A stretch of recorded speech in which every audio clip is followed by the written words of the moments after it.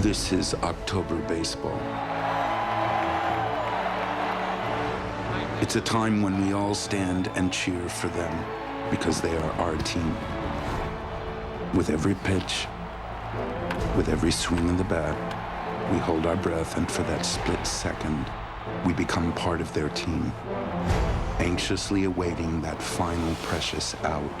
For in October, when they win, we win. Tonight in Philadelphia, a city so rich in history, there will be a call to arms this game has never seen before. Strike three to end the ball game. And it's a no-hitter. Unbelievable. After rewriting baseball's history books, Roy Halladay and Tim Lincecum meet in a playoff pitching matchup as exciting as there is in the game today. The resilient San Francisco Giants battled the defending NL champion Phillies. 2 teams, 1 goal.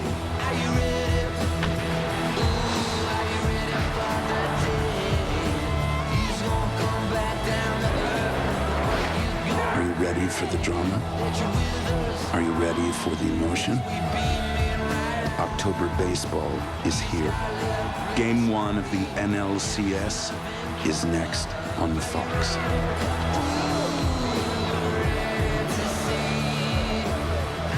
Welcome to the Chevrolet pregame show on Fox.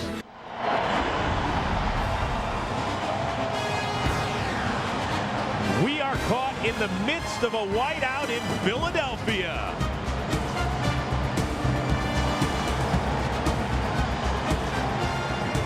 Phillies fans are pumped up as they hope to become the first NL team in 66 years to win 3 straight pennants.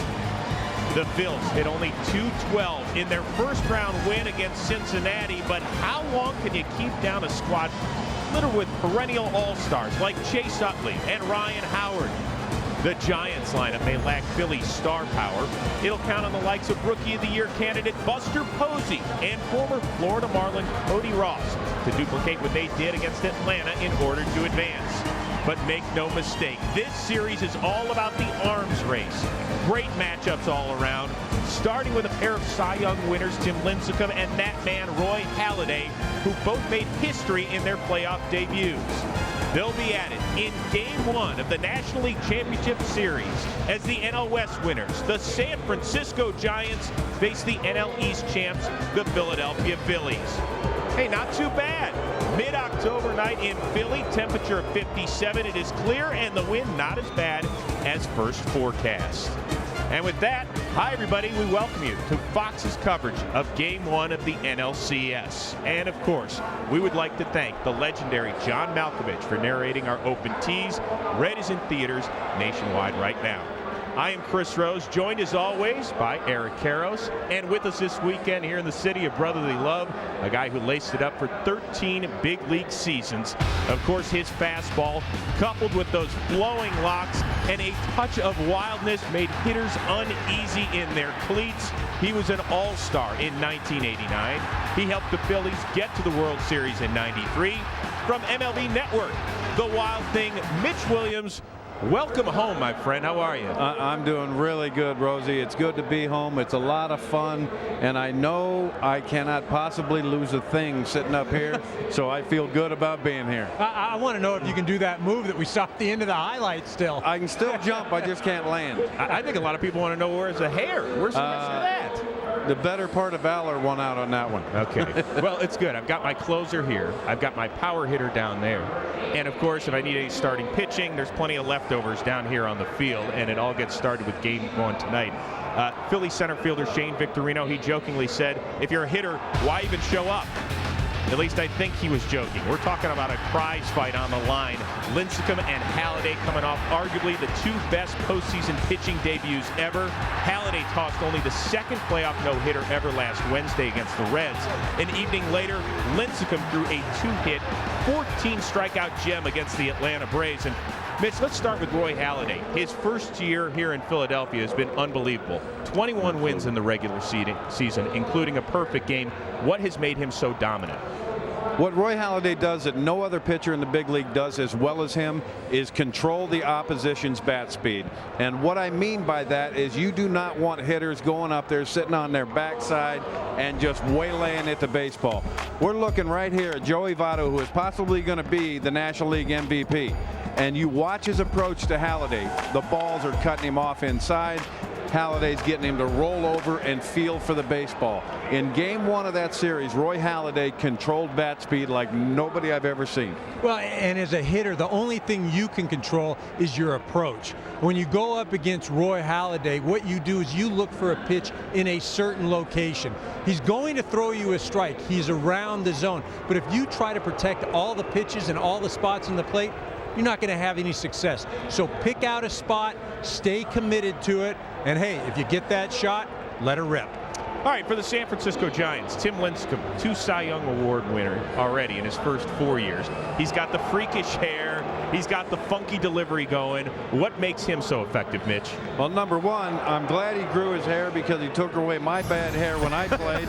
But number two, what this guy does is get ahead in the count. He throws the ball downhill, and you look at the tilt on all these pitches. Everything is out of the zone. When he gets ahead of a hitter in the count, he does not throw strikes. He makes hitters chase out of the zone. It makes him unhittable with 2 strikes. Well, you know, Charlie Manuel, the manager of the Phillies, described Tim Lincecum as a 1-for-4 guy. What that means, hey, look, you get 1 hit at 4 at-bats, that's a great night. You've got to look for the fastball. You can't cover the slider, the changeup, or the curveball. Look for the fastball, get it up in the zone, and don't miss it. Because as Mitch said, when he gets ahead of you, he expands the zone, and we saw what happened to the Atlanta Braves. They got eaten alive. So all in all, maybe Shane Victorino was right. If you're a batter, don't even bring the wood up there. I don't think he's far off. Let's put it that way.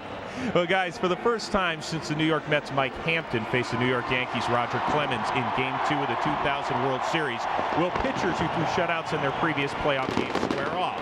So you heard what our guys thought of Halladay and Lincecum. Let's find out what these 2 aces thought of their historic performances. It has that feel of fall as we get set for Game 1 of this National League Division Series. This is his first postseason game.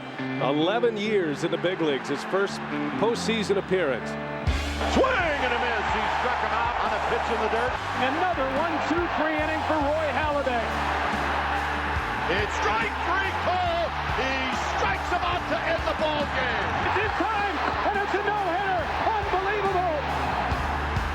The no-hitter, you don't try and go out and not allow hits. It just kind of happens that way. You start reading guys' swings or you know what's going on throughout the at-bat, and so you know, it makes it easier to make your next move. First inning, I got in a trouble situation with 2-1. I threw a couple sliders in there. Swing and a miss. My dad always said, you know, you always kind of get your better mechanics when you throw a breaking ball. Swing and a miss. Swing and a miss. Swing and a miss. You know, my thought process the whole time is just trying to stay aggressive, be in the zone, and be down in the zone, try and make them hit my pitches. Jason Worth is there, and he puts it away. I started to gain rhythm as the game progressed. I never got too comfortable, never got too anxious, just kind of tried to stay even keel. Really not until you go out for the 9th inning do you think, I got a chance at this.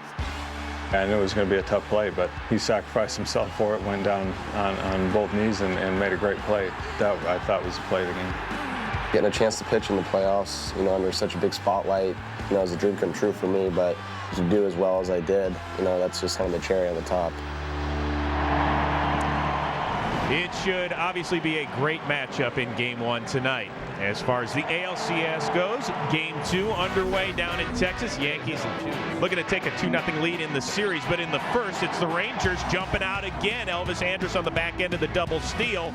That against Phil Hughes, and now David Murphy turning on one. Everything is big in Texas, and Murph hit a big bomb in Texas. Last night, Ian Kinsler, a critical mistake late. He got picked off first base. He represented the tying run. Here, EK make amends. Well, I like Texas came back today. They were still aggressive. It didn't matter what they did last night. They're ahead right now. They win this game. It's a tied series at 1 apiece.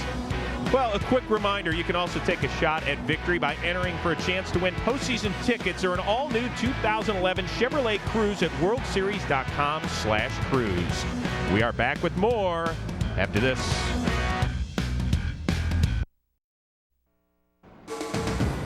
Welcome back to the Chevrolet pregame show on Fox. First pitch between Tim Lincecum and Roy Halladay. So anticipated, now just minutes away. Before we get out of here, guys, I want some predictions. Who wins the series and why, Mitch Williams? I'm going to take the Philadelphia Phillies for the simple fact that I don't think a pitching staff as good as even San Francisco's is can hold this lineup down over a 5-game series. I think they're going to hit, and I believe that they're going to come out and force the San Francisco pitchers into the middle of the plate, and it's going to hurt them. Yeah, I'm going to have to go with Philadelphia as well. I'm not so sure it's going to be 5 games. I think probably 6. The big difference for me, the Philadelphia Phillies' ability to run the bases, almost twice as many stolen bases as the San Francisco Giants, and their athleticism on defense. All right, so 2 guys for the Phillies, 1 in 6 and 1 in 5. So, guys, we are done for now. We will see you with complete post-game coverage, but right now we're going to toss it over to the guys in the broadcast booth. You're okay with that? Yeah, why don't you go ahead and do that? I've been known to miss the stadium. Okay, so we'll send it all the way across the field to the guys who will take you home tonight, Joe Buck and Tim McCarver. Guys, it's all yours. All right, Chris, thanks. Good job, guys. Pitching, pitching, pitching. That's all anybody's been talking about coming into this NLCS, and why not? I mean, you could make the case that there are 6 #1 type starters going at it in the first 3 games of this series. Tonight doesn't get any better. Roy Halladay coming off that no-hitter against Cincinnati in his postseason debut, taking on Tim Lincecum, who the next night had a 14 strikeout, 2-hit shutout that he put together against the Atlanta Braves. So now they go head-to-head. And now the question for him is, and that him is Tim McCarver, how in the world does anybody score runs, and who has the edge offensively coming in? Well, I think what gives you a reason to watch other than a great pitching matchup? As far as power is concerned, evenly distributed. Both teams can hit the ball out of the ballpark. Defense, slight edge to the Phillies. But the thing that sets the Phillies apart, as Eric Caro said, is their base running. Very opportunistic. Charlie Manuel telling us a little while ago that I'll guarantee if we get the right guys on, we're going to run, we're going to run. He emphasized that. As far as the Giants are concerned, consider this. One of only 2 National League teams this year that beat the Big 3. That's Halladay, Hamels, and Oswalt. No easy task. Halladay is part of the matchup tonight, and it's the head-to-head battle that proves that good pitching can come in all shapes and sizes. It's Game 1, Round 1, coming up. In a city known for one of the great boxing stories comes one of baseball's greatest pitching matchups. The 2-time defending NL Cy Young versus the odds-on favorite for this year's award. In one corner at 5'11", Tim the Freak Lincecum. In the other corner at 6'6", Roy Doc Halladay. Both pitchers have been dominant this postseason. Tonight they exchange blows. It's an epic showdown. NLCS Game 1 next.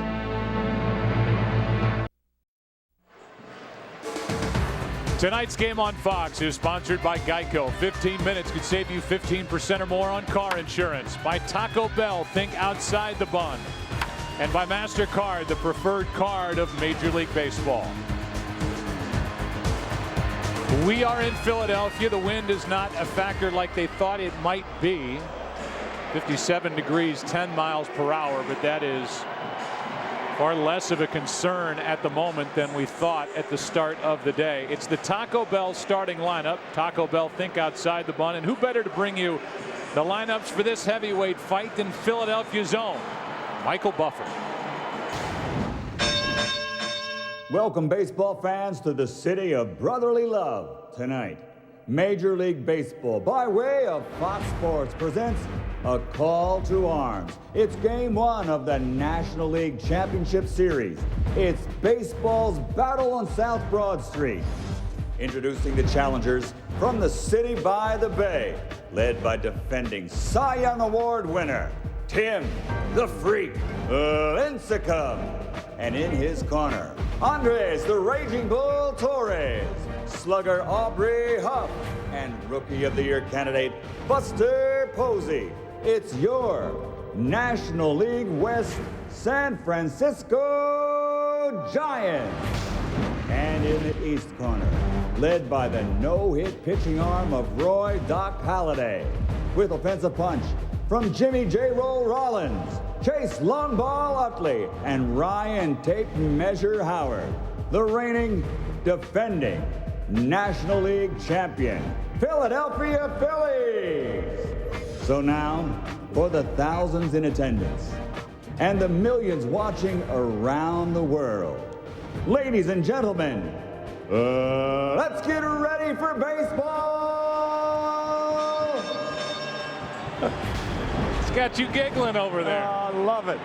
Gotta love it. You gotta start it the right way and what should be, and we all know this. I mean, with all the talk that there's been about Halladay and Lincecum and this matchup and a battle for the ages, and here it is. We've all been waiting for something like this. It's going to be 8-7 in the 4th inning somehow, some way. Although the numbers are just staggering for Halladay and Lincecum. There are the numbers during the regular season. He led baseball with his 21 victories. His ERA solid at 2.44 his first year in the National League. And what does he say today in the Philadelphia Inquirer? This beats fishing. I should say it does. He throws strikes on his terms. That's primarily the reason for his success. And he, of course, is a study in concentration. All right, tonight's opening pitch is sponsored by Budweiser, official beer of the thirst inning, the beer that starts with a full flavor and ends with a crisp, clean finish. Great times are waiting. Grab some buds. What has Roy Halladay done in his first season in a Philadelphia uniform? Well, we know that he won 21 games. We know that he's 9-1 in his last 11 here at home. His third career 20-win season. He's always good to pitch deep into games. 219 strikeouts. He led the world with 9 complete games. He pitched a perfect game at the end of May, and he pitched a no-hitter in his postseason debut against Cincinnati. And that's the key thing, I think, as far as Roy is concerned, Joe. He is pitching in his first postseason. Andres Torres will try to get it started for San Francisco. The combination of Torres and Sanchez were a combined 125 average and an on-base percentage 200 in the division series. Line drive into center field. Victorino, 1 out.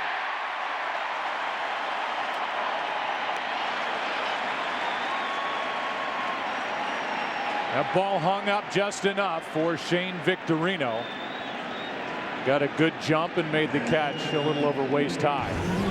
Brings in Freddie Sanchez, a former batting champion with the Pittsburgh Pirates. Now playing second base and batting in the 2 spot for Bruce Bochy and the Giants. There's Boch in his 4th year. In the corner of the dugout for San Francisco. Strike 1 from Halladay.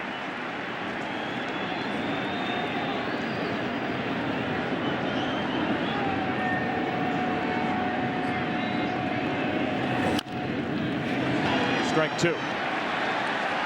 In the no-hitter, Roy Halladay threw 25 of 28 first pitch strikes, and he's thrown 2 in a row tonight.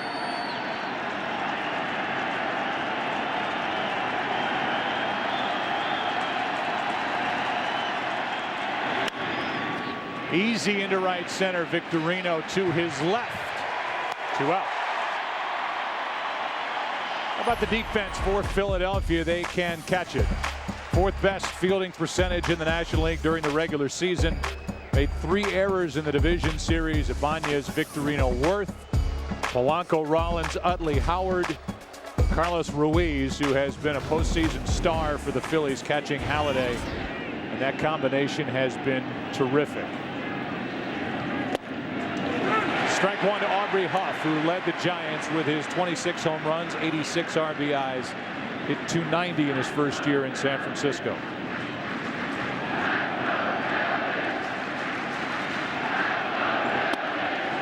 Ball 1.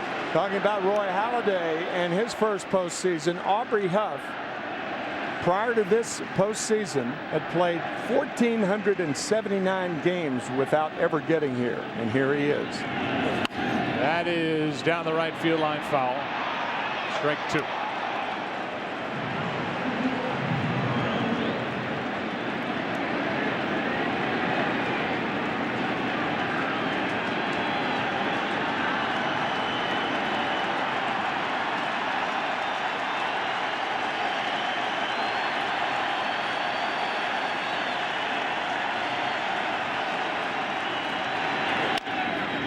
Rollins.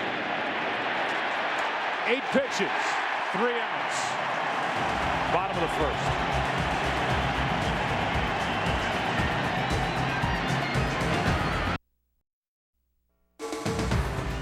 Tonight's game on Fox is sponsored by State Farm. With 18,000 agents, we've got the best lineup in the game. By AT&T, Rethink Possible. By E-Trade. And by Unstoppable, November 11th. Only in theaters.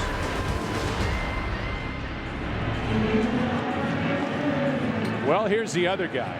From the 6'6", 230-pound right-hander to the 5'11", 163-pound right-hander, Tim Lincecum, who is every bit as dynamic as the other guy. There is no question about it. Roy Halladay is so smooth in his delivery, and Tim Lincecum so violent with his. Tim Lincecum is the kind of guy that it would be worth buying a ticket just to come watch pitch. No question about it. And first pitch swinging into right. Slow start, but back to grab it is Cody Ross. A loud start. Victorino drove one to the track in right center. There's that violent delivery we were talking about. Does he have the best changeup in the game? In my opinion, yes. His breaking ball, a slider, more of a slider ilk, improving. Here's Polanco. You know, we saw Jay Bruce of the Cincinnati Reds lose a ball in the lights, and it looked like Cody Ross got a very late jump on that ball in right field. That one sizzles in there for strike one to Polanco, who's been playing with bone chips in his left elbow this season, just turned 35. Placido has struggled in the postseason since he hit just under .530 for the Tigers in the ALCS back in '06. But he is solid, a good ball player, and a pop-up into right center. To his left is Torres, 2 out. How about the Giants defense?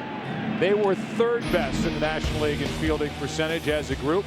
Burrell, the longtime Philly in left, Torres and Ross join him out there with Fontenot, Uribe, Freddie Sanchez, and Aubrey Huff. Catcher is the rookie Buster Posey, and the unique pitching delivery of Tim Lincecum is on the mound for the Giants. Here's Utley. Utley has 10 career postseason home runs. Big offensive production out of the second baseman, and they have grown accustomed to that here in Philadelphia. Ball 1.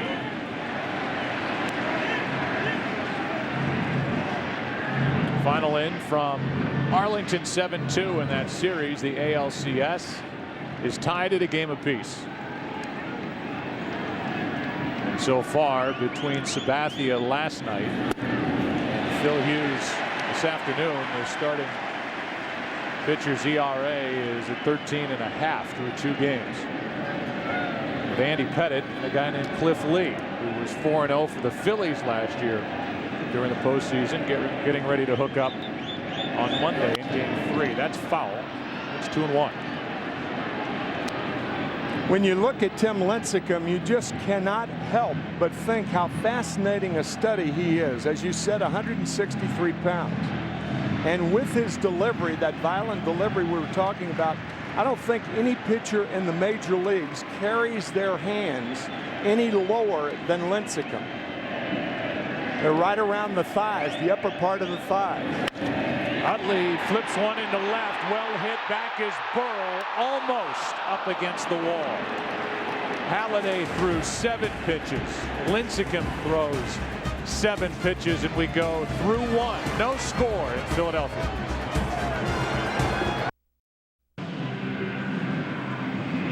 Well, here is Buster Posey, who is the first rookie catcher in big league history to back cleanup in a postseason game. That happened during the divisional series, and here he is carrying on in the NLCS. The first pitch is up and in, ball 1, and I get it. Hayward was great for the Atlanta Braves, great from the start. He was dependable. He played hurt at times. He was productive. But for what Posey meant in his defensive position, I can't think of a more impactful rookie to come along in a while any more than Buster Posey. I see what you're driving at, that he's the Rookie of the Year choice of yours. He certainly is of mine. Didn't come up until May 29th. That, coincidentally, is the same day that Roy Halladay pitched a perfect game against the Florida Marlins. And here they are facing one another. And isn't that the same day that Burrell went deep here in Philadelphia? Right. In his return with the Giants. That one floats inside of the count 3-1.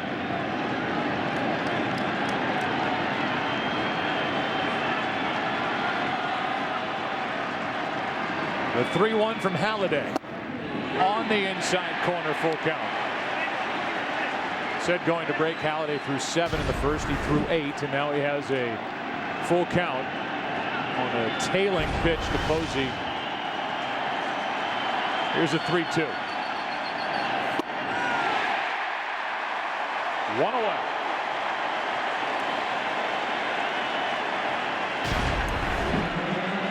The crowd may as well continue applauding. Different deal tonight, huh, Pat? We kind of got the Donovan McNabb welcome back. They cheered him at first, and then he went deep, and then they booed him. But it's all in good fun. Oh, yeah. Pat the bat. First overall pick back in '98. Takes a strike.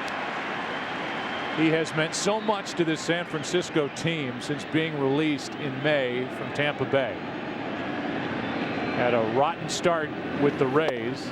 They cut him loose. He was out of baseball for 10 days and then signed on with just basically the hometown team for him growing up in Northern California. And here he is with the Giants, and he hit 18 home runs, drove in 51, and he's become a veteran presence for San Francisco. The 1-1. Good breaking ball, strike 2.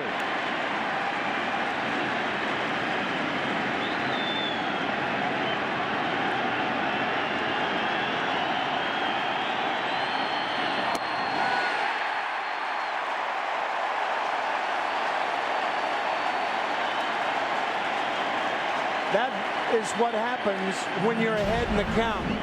You get an experienced hitter to swing at a pitch a foot outside. Not even close. And there is nothing straight coming out of the right hand of Roy Halladay. No. With 2 out, here's Juan Uribe, who hits one in the air to center. Victorino grabs it. The only thing straight about Roy Halladay is his talk. And after an inning and a half, here in game 1, they keep coming to the plate. They keep turning around, heading back to the dugout. Tonight's game on Fox is sponsored by Budweiser. Great times are waiting. Grab some buds.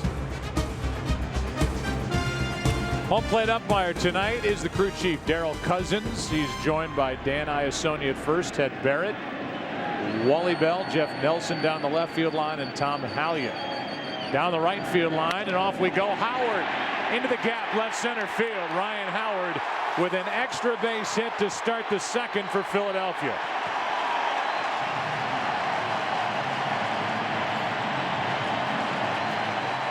A lot of first pitch swinging by Philadelphia early, and Howard plugs the gap. Well, when Ryan Howard is thinking the other way, the front shoulder stays in there. It makes complete sense. Looking for the fastball, gets it, rifles it to left center field for the first hit of the ball game. And now Jason Worth, a free agent to be and likely winding down his days with the Philadelphia Phillies. He's been a postseason performer here in Philly. He's been the right-handed thump in this lineup. Hit 27 home runs during the regular season.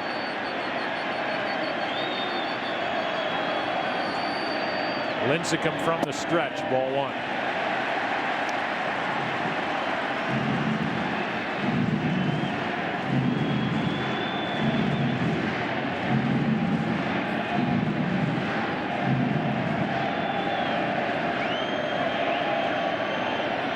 Phillies trying to get an early run for Halladay. There's strike 1.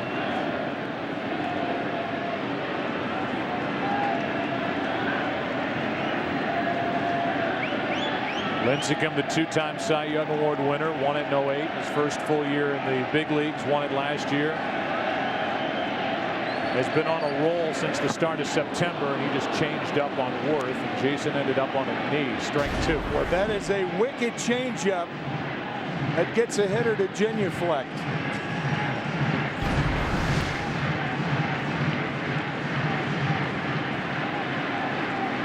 Man. 11 postseason home runs for Worth. The 1-2. Fought it off. That's the thing about Jason. He is not the ideal Philly to have up there with a runner on second and nobody out, because he strikes out a lot. He struck out 147 times this year. However, he is a guy who strikes out a lot, but is a good two-strike hitter. 85 two-strike hits, second to Ichiro in the major leagues. The 1-2. There's a strikeout that Lincecum needed, one away, and his first of the night. Struck out 14 against Atlanta, game 1 of the division series. Well, the first pitch from Lincecum misses inside the change, but watch this changeup. Then he fouls one off to the side, and Lincecum gets him, and Worth fails to move the runner. There's that violent turn that we were talking about, taught by his father Chris at age 4. You can believe it. Now Rollins, who had a down year any way you look at it. He suffered 2 leg injuries, the most recent one a hamstring. But see what he did in the divisional series, just 1 for 11, but career lows basically across the board. Played only 88 games. Former National League MVP. Lincecum gives a look back at Ryan Howard. Rollins is 3 for 18 in his career against Tim Lincecum. Did hit .311 with runners in scoring position during the regular season. Ball 2.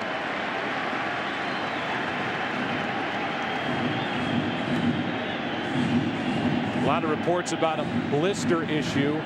The middle finger of the pitching hand of Tim Lincecum, according to his manager Bruce Bochy, that is not an issue at all. And Tim is not throwing like it's an issue.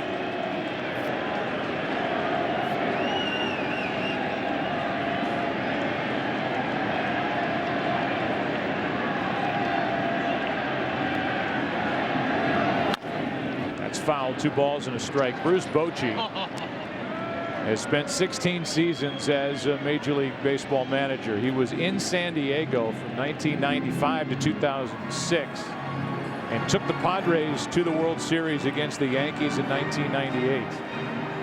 Respected baseball man now in his 4th year as manager of the Giants. 55 years old, former big league catcher. 2-1 pitch. That's on the outside corner. The home plate umpire forgot the count. He called strike 3. That's right. It's just 2-2. And the home plate umpire rings up Rollins. But it's 2 balls, 2 strikes. It was strike, but not 3.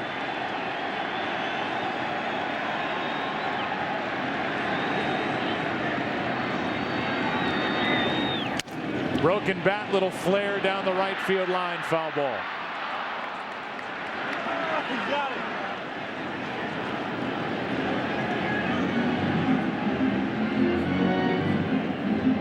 So a new bat for Jimmy Rollins, and he will deal with Lincecum, who was the 10th overall selection in 06 by the Giants. Here's that strike 2.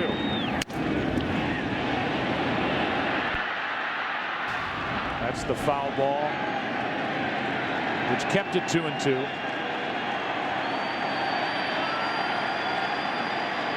And the next to Rollins is popped up. On the right side of the infield, Sanchez wants it. 2 out as Lincecum tries to get around that leadoff double. So Rollins can't do it for Philadelphia. It's up to Raul Ibanez, who's been hitting over 300 since the All-Star break. I know you fans out there are used to, with 2 outs and a runner on at second base and first base open, used to hearing announcers talk about pitching around the hitter with a right-hander coming up, but not with the right-hander who's on deck with the Phillies. Lincecum will go after Ibanez. That misses inside. The guy on deck is Carlos Ruiz, who has been the most consistent postseason producer for Charlie Manuel and the Phillies last 3 years. He has really settled in this season. That misses inside. It's 2-0.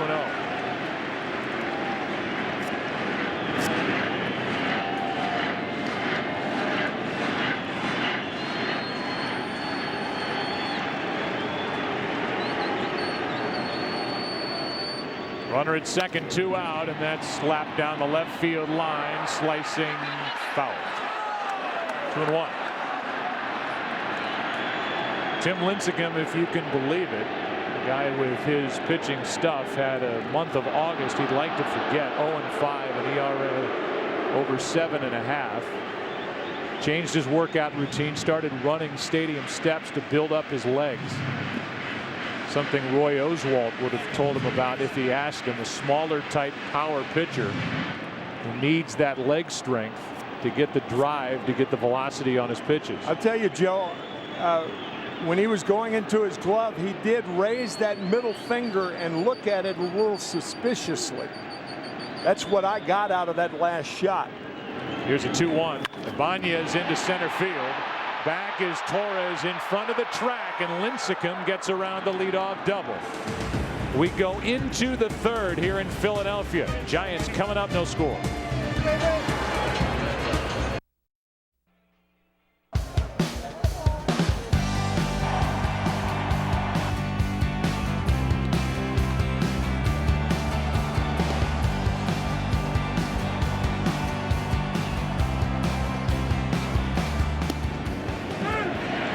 First pitch is a strike, and we're underway in the top of the third inning.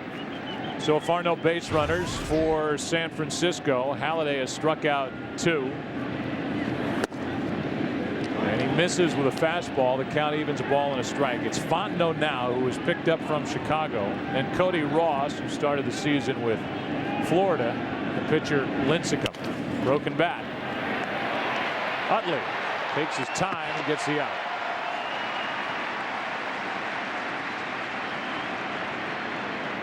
So Roy Halladay has to be thinking, what's the big deal about pitching in postseason baseball?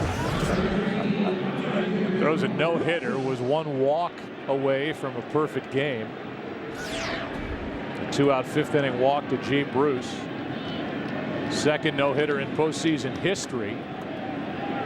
And locked up with Tim Lincecum here in game 1 of the NLCS tonight. There's a strike to Cody Ross. Yeah, Roy's got to be thinking the hitters are not as good in postseason as they are during the regular season. 0-1 the count. 7 out of 8 first pitch strikes. That's outside. That was a creative way of getting the most for your Cliff Lee souvenir T-shirt.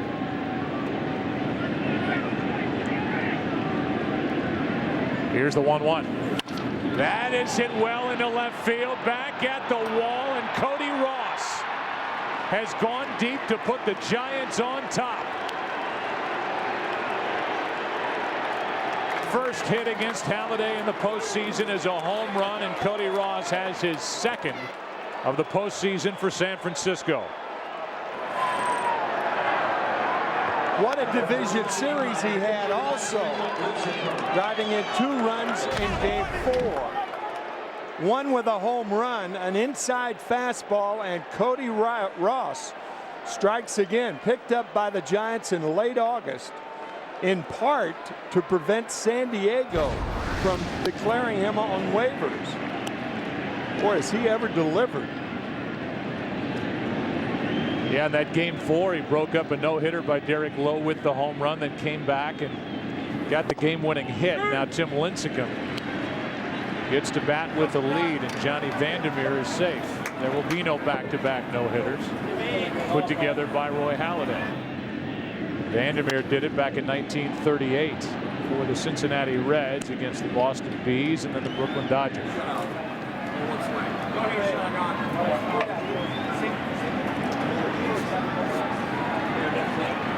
Here is an 0-2 to Lincecum. And a swing and a miss, a spin, and he'll go take a seat. 2 out.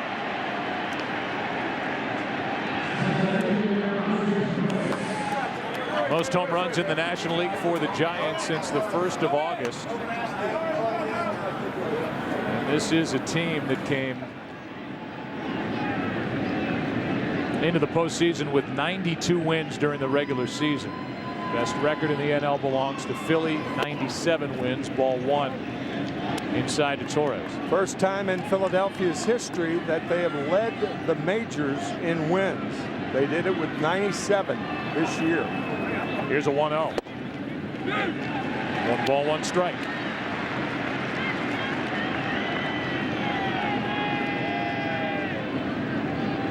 Halladay gave up 24 home runs during the regular season, and Cody Ross, who hit 14 in his time with the Marlins and with the Giants, has his second of the postseason.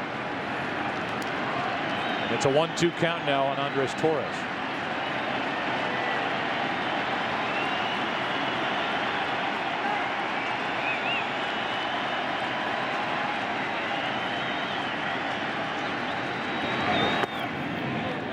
Two and 2. Fear the beard is Brian Wilson, the short reliever, and it's taken San Francisco by storm, along with a lot of other things. They love this ball club. But I was thinking that if you're going to fear the beard of Cody Ross from an offensive standpoint should be feared. He has had 5 straight good games.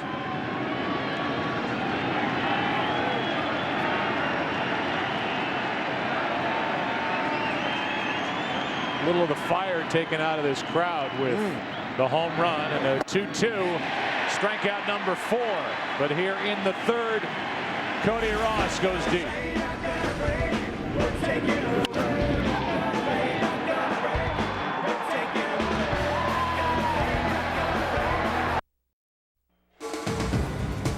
Tonight's game on Fox is sponsored by Ink, the new business card from Chase. Make your mark with Ink.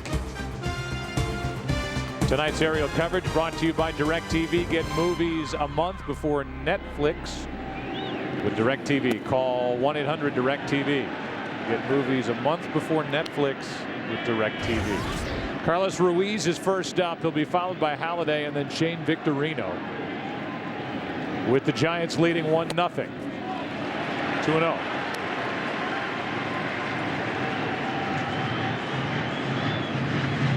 We had a chance to visit with Dave Righetti, the pitching coach for the Giants, during the last break.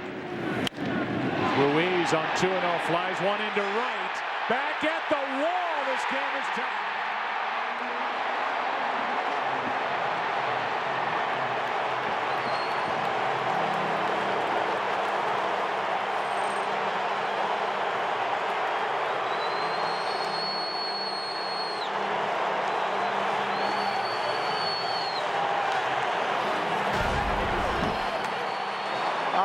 Fastball away from Ruiz. Strong enough to hit it out the other way.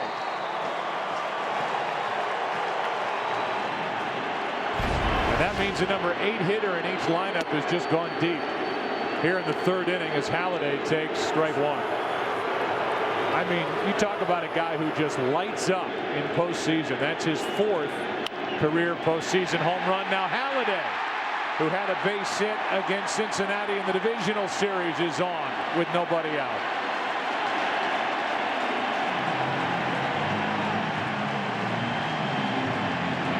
Back to the home run. Letter high fastball, outside partner.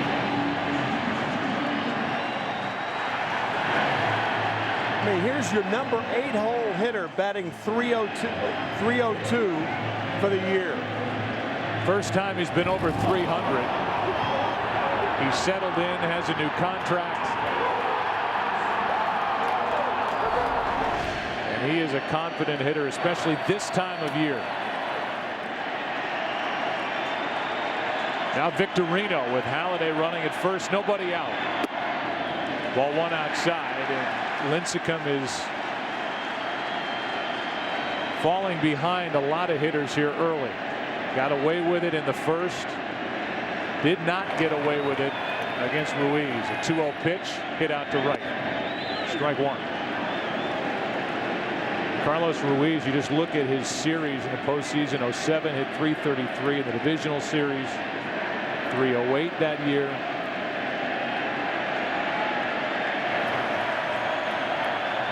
Two rounds later, he's done a great job handling the pitching staff. Halladay, obviously, in particular.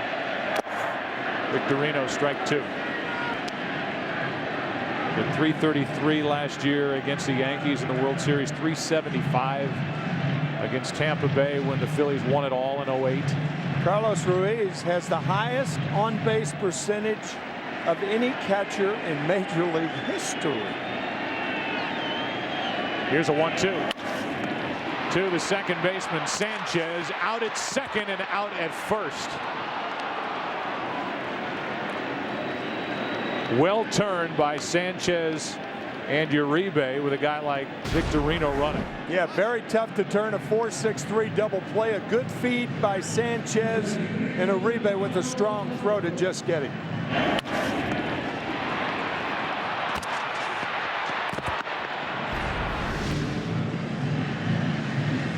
That'll bring in Polanco. Placido fly to center his first time. Now 1 for his last 27 during the postseason. Takes the ball outside. Polanco in his second tour with the Philadelphia Phillies when he first came here from St. Louis. He was part of a deal that sent Scott Rowland to the Cardinals. Just outside again. It's 2-0.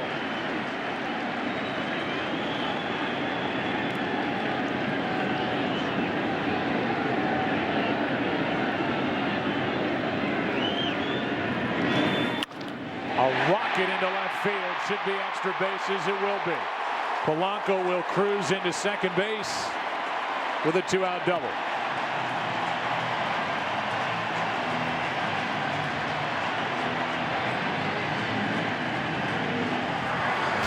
Again, falling behind, a 2-0 fastball. And the reason that falling behind is so dangerous to big league hitters is you give them a predictable pitch. You give a good big league hitter a predictable pitch, he's going to hit it hard. And here's a good big league hitter, Chase Utley. So far this postseason, 3 for 12. Missed 47 games. Had to undergo right thumb surgery for a hand-first slide into second base. This was a Philly team that was just racked with injuries during the regular season. And yet they plowed through it. Ended up winning the NL East running away. 6 games over Atlanta. Yeah, Utley broke that hand on June 28th in Cincinnati, and the Phillies fortunately have a chance to get all of their guys back healthy for the postseason. Here's a 1-0 pitch. Skips in again. It's 2-0 from Lincecum.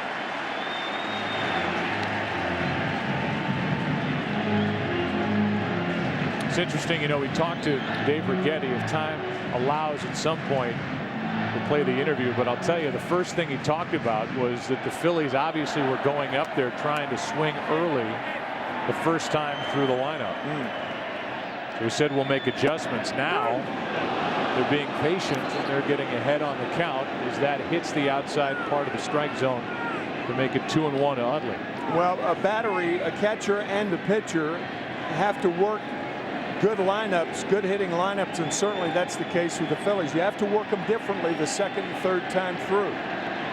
What happened originally will not necessarily continue to happen.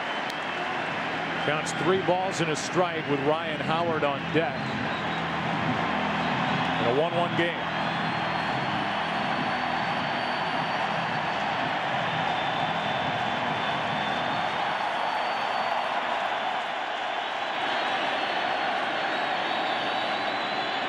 Oh. 2 on, 2 out. First walk of the night. And Lincecum is hot. He didn't get that called for strike 2. Tim thought it was high enough. And it looked like home plate umpire Daryl Cousins has been squeezing Lincecum tonight. There have been several pitches that have upset him, and I think that's why Bruce Bochy's out there right now.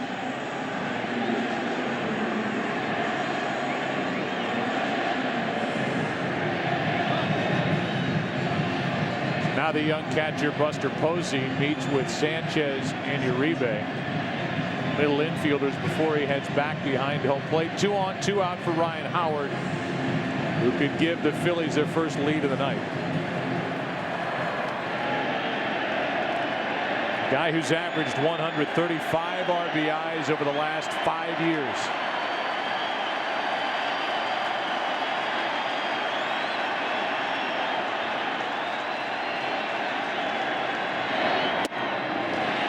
Ball 1.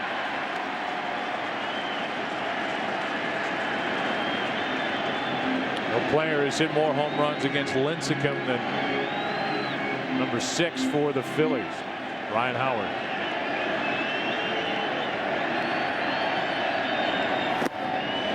Two 2-0 again.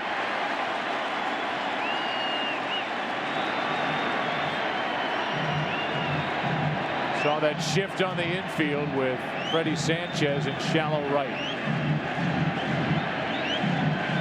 Dangerous pitch for Lincecum here. Howard unloaded, strike 1. Here's that pitch that Tim Lincecum wanted, the 3-1 pitch to Chase Utley, called low by Daryl Cousins. And then Bruce Bochy went out there, and he's just protecting his pitcher under those circumstances.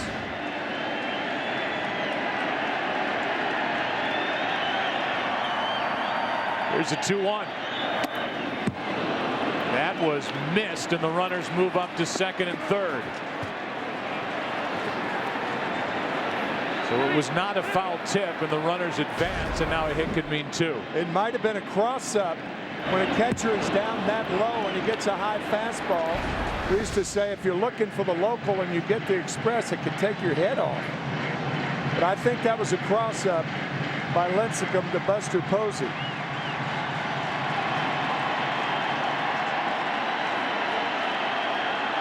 It's a pass ball to move the runners up, and a 2-2 count on Ryan Howard.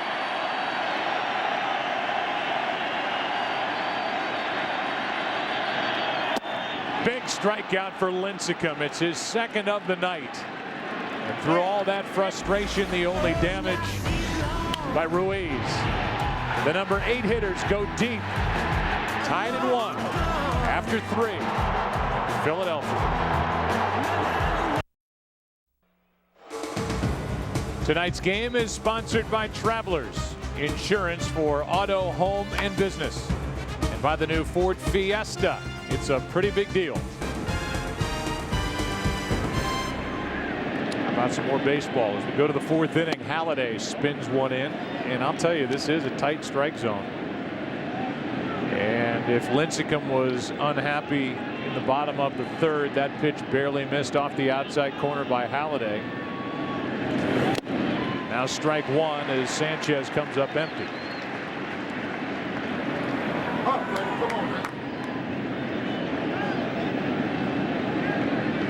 The 1-1 pitch. 2 balls and a strike. Sanchez, then Aubrey Huff, then Buster Posey. In a 1-1 game. That's a little farther outside, 3-1. We told you that we visited with Dave Rigetti. Our producer Pete Macheska has said we're going to have time after this Sanchez at bat to give that to you. It was short and sweet. Here's a 3-1. In the air to left center. It'll hang up for Victorino. Here's Dave Rigetti, and the first question was about what Rigetti and the Giants are seeing from Lincecum here tonight. Well, he's throwing strikes and they're swinging, so it looked like they were going to come out and make sure they didn't get behind in the count and they're ready to swing. So we'll make adjustments along the way, but you know, he looks free and easy, and he's throwing the ball downhill. We saw him checking his middle finger on his right hand, Dave. Always. Oh, he does. He does that as that force of habit. It is, Tim. He's been doing it since he got here. He's always doing that. Yeah. So the blister's not an issue at all? No, sir, not now. Thanks for your time, All Dave. right, guys. Thanks, Reg. Okay. Dave Righetti, who was a terrific Major League pitcher, now in his 11th year with the Giants. As Huff lines one past Ryan Howard into right. Over to cut it off is Worth. Good play to hold Aubrey Huff to a one-out single.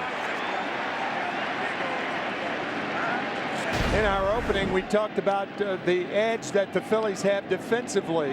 They have two of the best outfielders in the business in Worth in right field and Victorino in center. Good play by Jason Worth. So now 1-on, 1-out for Buster Posey. Who hit .305 in 108 games during the regular season. But I think more importantly, I know you will agree, as Posey fouls one off to the right for whatever he did with the bat. In some respects, now he's a cleanup hitter, so it's a bigger deal. But you have to look at a young catcher with an organization that cleared Benji Molina out of the way, trading him to Texas, and they handed a terrific pitching staff to a rookie, and he came through with flying colors. Knowing he was ready, spending the first 2 months of the year at Fresno, the AAA affiliate. And that was very important because Steve Decker, the former Major League catcher, is the manager there. So they nursed and rehearsed Buster Posey. They found out he was ready. Bruce Bochy was keeping in contact with Steve Decker through those first 2 months of the season. They knew he was ready, made the trade, and here he is. That's in the dirt. Sean Dunston, who is a coach for the Giants, said Buster Posey is an old soul. He's in his young 20s, but he acts like he's been here, and none of the young guys for the Giants, Posey included, are nervous or scared about this situation at all. Here's a 1-2. Chased it. 2 out. Strikeout number 5 for Halladay.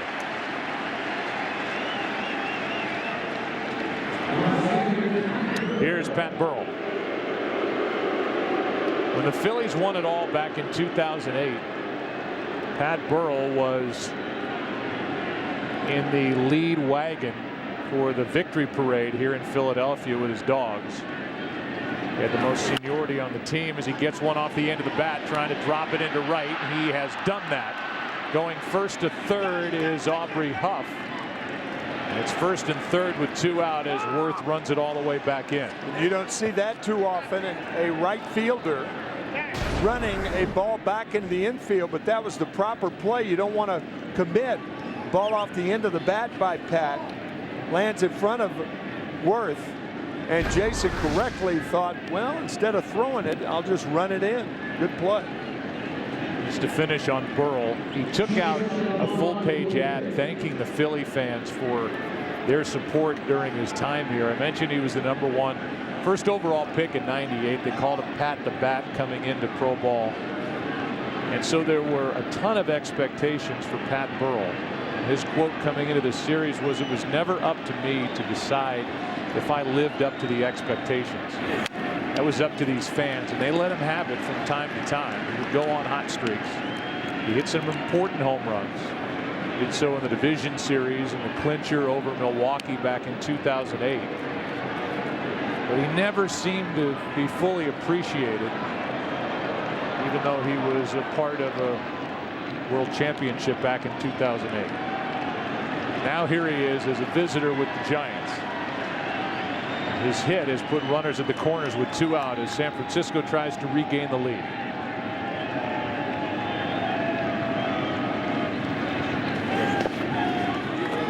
One ball, 1 strike. More and more over the last 3 or 4 years, we have seen first basemen holding runners on unnecessarily. And that comes from the bench. But there are a lot of first basemen. Pat Burrell is not a fast runner, so the point is, why hold him on? There are a lot of first basemen who do not like playing behind the runner.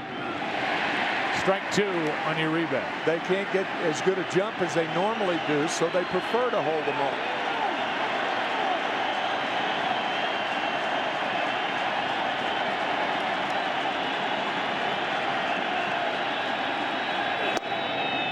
Two and 2. Uribe had his best power year, 24 home runs, 85 RBIs, but he has struggled. Since the 1st of July, hitting .220. 248 for the season. 2-2 pitch. Broken back, ground ball to Rollins to second to end the inning. Bottom of the 4th coming up in Philadelphia. There are the bats coming up for the Phillies, tied at 1.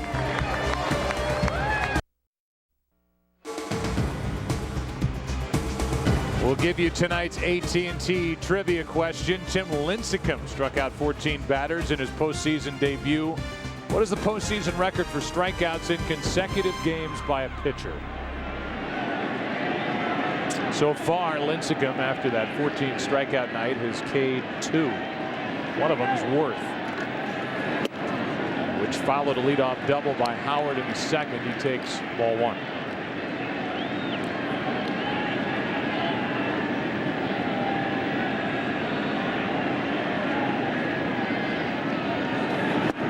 Ball 2. Worth and Rollins, then Ibanez.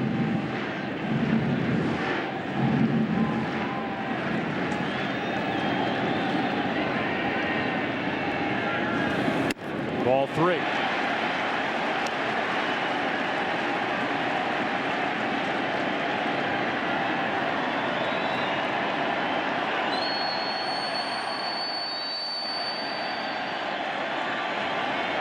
May be hitting here. Didn't get a chance. A 4-pitch walk.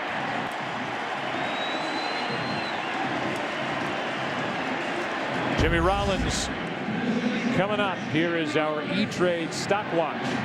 Cody Ross, his stock is going up, Tim. Yes. 4 hits, a home run, 3 RBIs in the division series win over Atlanta. Jimmy Rollins only 1 hit in 11 at bats in the division series. Now 1 for 12 this postseason. Popped up his first time.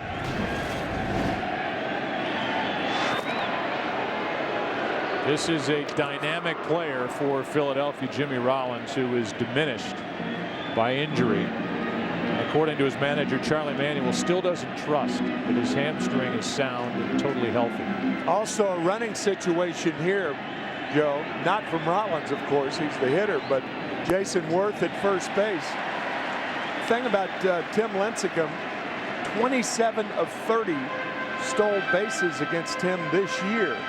And it's very difficult when he's affected because he holds his hands so low. So if he comes to first base, he's got to bring his hands up and then throw to first.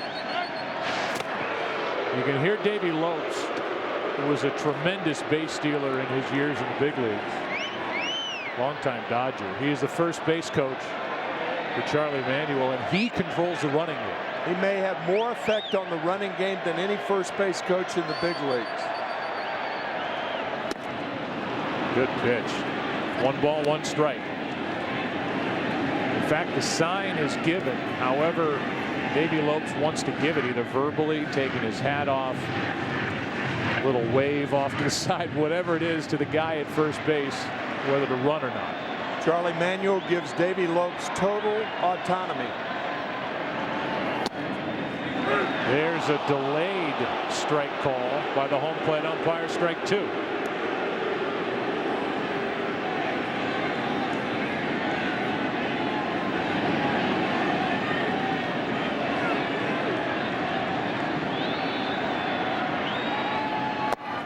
Two and 2.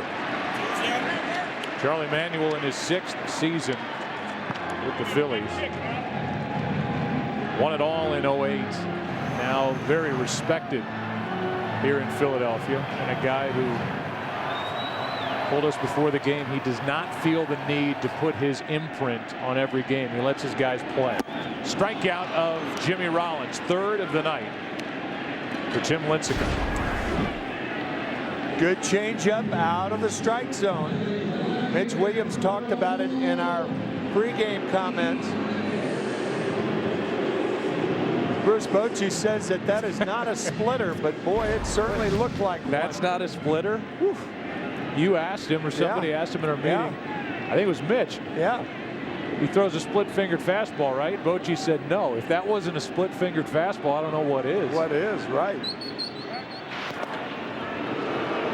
So no, just a straight change. And then everybody who hit at the big league level, you, Karros, and others said, well, it acts like a split-fingered fastball. That may be called a change, but that's a splitter. Here's the 0-1. Ibanez takes it in the dirt, and the rookie blocks it.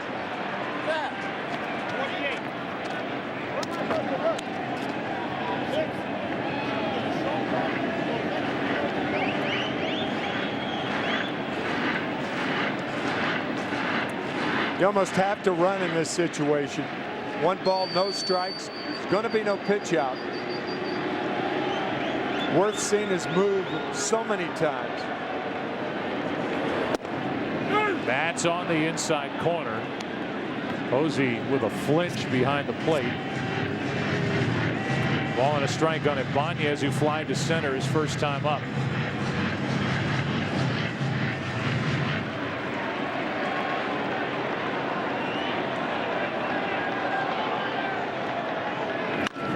To the second baseman might be. Sanchez flips and cannot turn it. Hard slide by Worth, broke it up. And Jason Worth got up and slapped his hands together, happy with his effort going into the bag.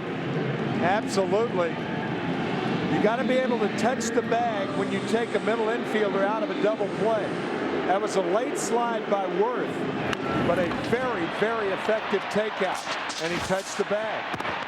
Very well done.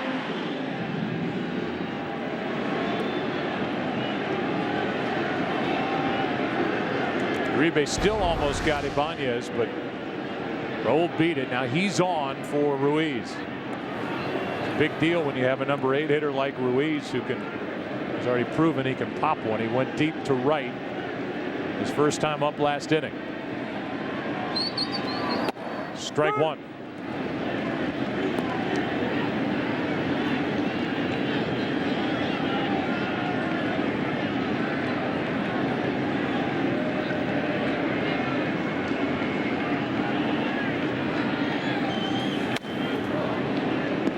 Good fastball. Strike 2.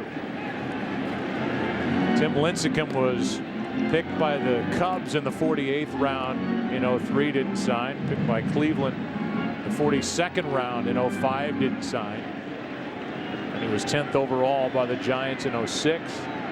Came up in 07 and has dominated.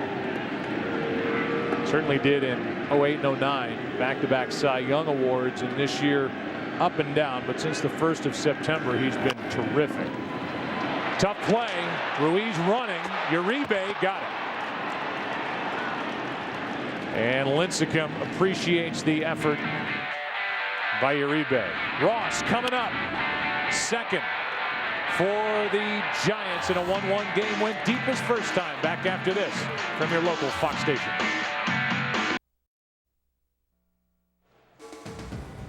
Tonight's game on Fox is sponsored by Bank of America, the official bank of Major League Baseball.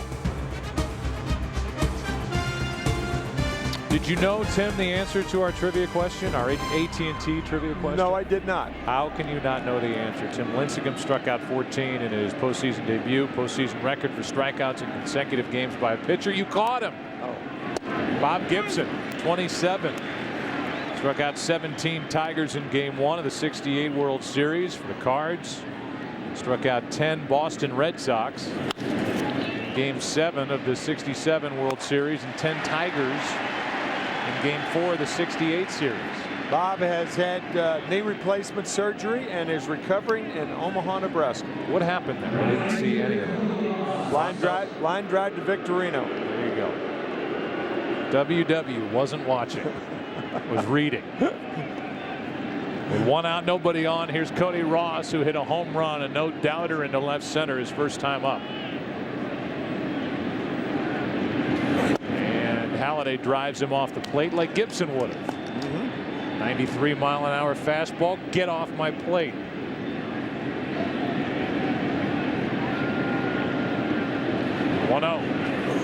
Now outside, he misses 2-0. All right, body language tells you anything, and it certainly does about a hitter. Cody Ross is hitting with an awful lot of confidence. And he shoots one into left field. You called it, home run, his second of the night. A confident hitter, and he has gone deep twice. 2-1 San Francisco here in the 5th.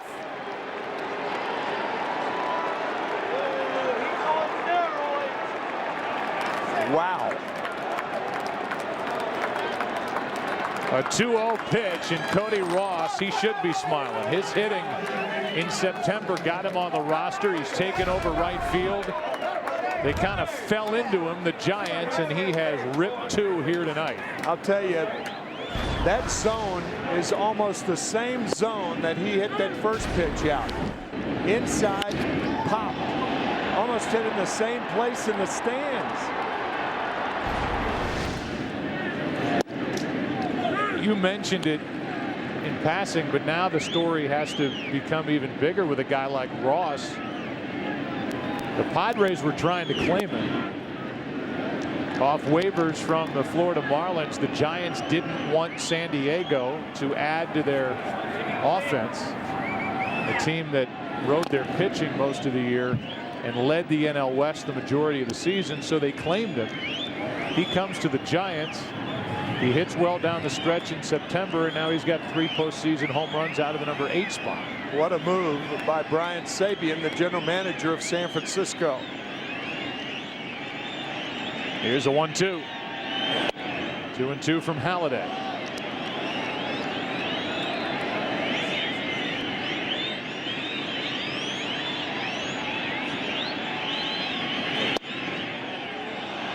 That just missed, and now Halladay's wondering where the strike zone is. And Lincecum is the beneficiary of a tight zone. Now a 3-2. Still full. Lincecum had 7 hits during the regular season. Joe, I think the complaints have come from both Lincecum and Doc Halladay on the low strike. It's the knee-high strike. And pitchers complain about that pitch more than any other because they need that pitch to be effective. There's strike 3 and strikeout number 6 for Halladay. Back to the night for Cody Ross. Back in the 3rd inning. Location, inside corner. First home run. Last home run. Inside corner. 2 in a row as the Giants take the lead.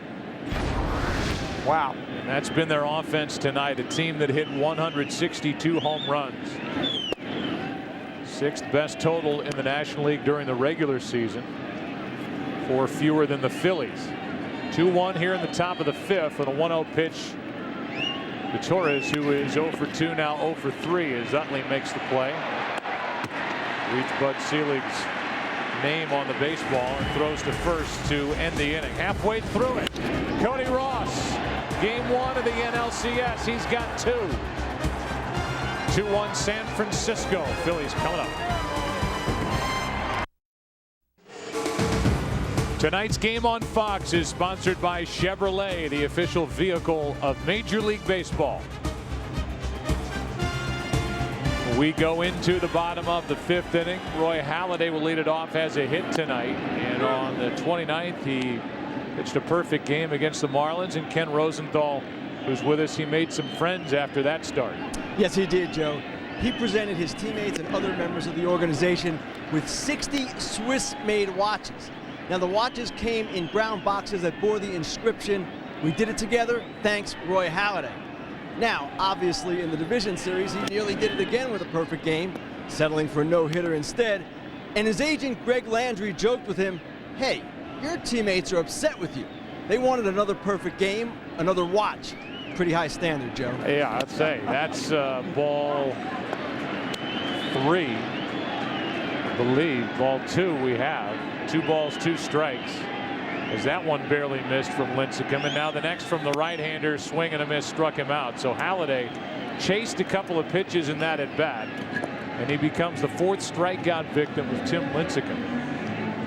Talked to Charlie Manuel, the manager of the Phillies, prior to the game, and he said, you know, it's one thing to say you want to get Lincecum into the strike zone. It's another when your heart's pumping and you're at the plate. He's revving it up on the mound. You want to jump at some of these pitches, and Halladay chased a couple out of the strike zone to start this 5th inning. 1 out. That's a very good point, Joe, because Lincecum is not like Roy Halladay. He jumps at the hitter, and when a pitcher jumps at the hitter wants to jump back at him, and that's the worst thing you can do as a hitter. That's in at the knees. 1 ball, 1 strike on Victorino, who's 0 for 2. The 2 solid things about hitting is waiting and having quick hands. And when a pitcher like Lincecum gets you to jump out of your rhythm, then he's taken his first step to getting you out. 1 out, nobody on. 1-1 pitch has popped up right side behind first base. Shallow right now in foul ground. Sanchez has out number 2. We talked about Tim Lincecum's windup, taught by his father at age 4 in Bellevue, Washington. There is tilt, dangle, that's the takeaway, and reach is the stride. The tilt, the dangle, the reach. And I guess the guy with, as you pointed out this summer, right before the All-Star game, when we were in Los Angeles, the guy with the greatest dangle was Sandy Koufax. Oh, yeah. I mean, you picked up on that the minute you saw that picture being sold right outside the Dodger clubhouse. Just the ability in the windup to have the arm back by his left ankle. Yeah, it's extraordinary. The torque that Koufax got and the torque that Lincecum at 163 pounds gets. Here's a fly ball into center off the bat of Polanco. A 1-2-3 5th for Lincecum into the 6th. 2-1 Giants. Tonight's game on Fox is sponsored by DirecTV. If you call yourself a sports fan, you got to get DirecTV. And up above, our aerial coverage is brought to you by DirecTV. For the most sports, period, call 1-800-DirecTV. Glad you're with us tonight on Fox. It's game 1. Pitching matchup has lived up to the hype. 2-1 the Giants lead thanks to 2 Cody Ross home runs. As we go into the 6th inning, it'll be Sanchez, Huff, and Posey, the 2, 3, and 4 hitters for the Giants. 1-0 pitch. Fouled outside third. 1 ball, 1 strike. The Geico in-game box score. Down at the bottom, out of the number 8 spot, Cody Ross. He's done the damage. Strike 2 on Freddie Sanchez. Think about how this Giants team was remade during the course of the season and how some of those pieces are playing major roles for San Francisco down the stretch and now into the postseason. You compare tonight's lineup, the position players, to the opening day lineup. The only guy that was at the same spot is the first baseman, Aubrey Huff. Sanchez grounds out to Rollins, 1 away. Uribe was in the lineup, but he was at second base.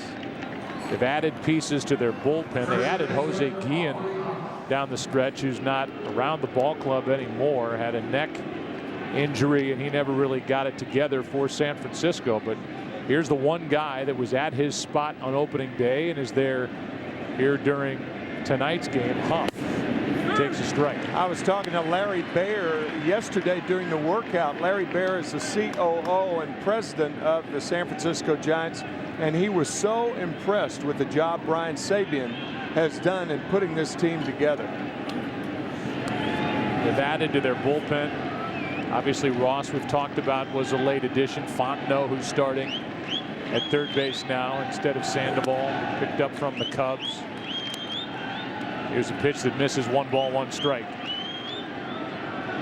Bringing up Posey, trading Molina to Texas to clear room for Posey behind the plate. Utley to his left. 2 out. Bases empty behind Halladay with Posey coming up. Chevrolet and baseball have teamed up to give fans a chance to win postseason tickets or an all-new 2011 Chevrolet Cruze. Register at worldseries.com/cruise for your shot at the big prize. With the bases empty, here's Posey, who has struck out twice. And chases one here, strike one. 6 strikeouts on the night for Halladay.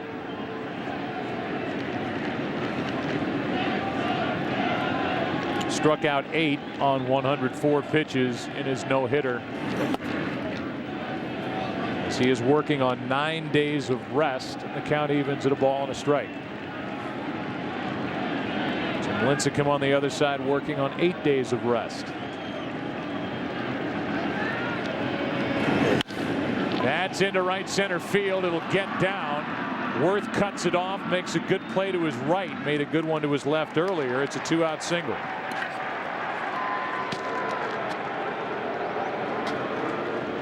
That'll bring in Pat Burrell. Burrell, who hit a 3-run home run in Game 2 of the division series against Atlanta, singled his last time up as he just flared one into right center field. He's 1 for 2. Pat, a very good low ball hitter. Strike one.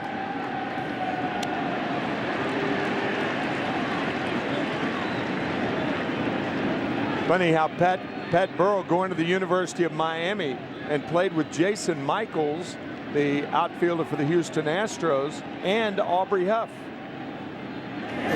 That is a rocket foul, strike 2.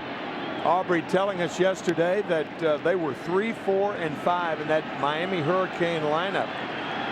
They were beaten twice in the College World Series. But he and Burrell very, very close, and they're back together again.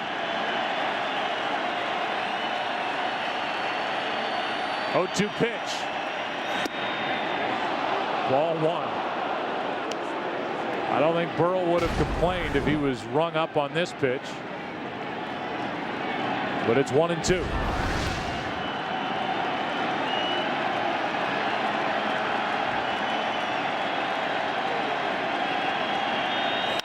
There's a shot into left center field, back at the wall. Ibanez can't make the play. All the way around third from first is Posey. It's another run for the Giants, and it's 3-1 San Francisco. And now Halladay has something to say to the home plate umpire, Darrell Cousins, when he didn't get strike 3 on the previous pitch. That was a breaking ball on the inside part. I guess Cousins called it low. And Pat Burrell delivers, given a reprieve after this pitch. Was it a strike? Darrell Cousins said no. The next one, Pat Burrell pops into left center field, and the Giants take a 2-run lead. Ibanez had a chance at it and just missed it. Went a long way, but was in position to catch it. You can see Darrell Cousins say that ball was down. And so now with a 2-run lead, a pinch runner is into the game. It'll be Schierholtz. The run for Burrell, and his night is finished. 2 for 3 with an RBI double now.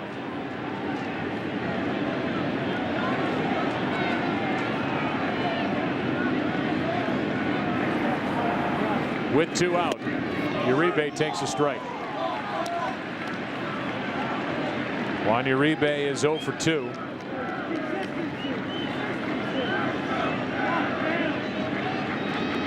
Here's the 0-1. Right back up the middle. Here comes Schierholtz. Victorino comes up throwing. Safe. Another run. Down to second. Safe. And Uribe stays on the bag. It's 4-1.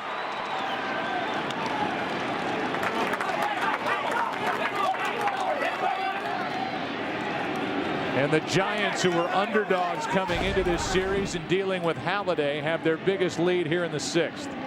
As Schierholtz scores, pinch running for Pat Burrell.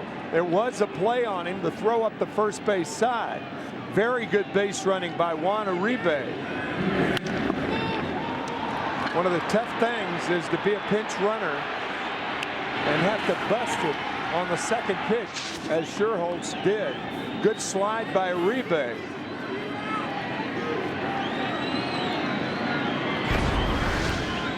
And so it's 4-1 here in the 6th inning. It continues for Fontenot, who flares one foul down the left field line. So again, with 2 outs and 2 strikes on Burrell, a pitch called low for a ball instead of strike 3, a borderline pitch. Burrell follows with a double for an RBI. That's followed with 2 outs by a hit for an RBI by Uribe. And it's been a different story tonight compared to game 1 against the Reds for Halladay. Counts 0-2 on Fontenot.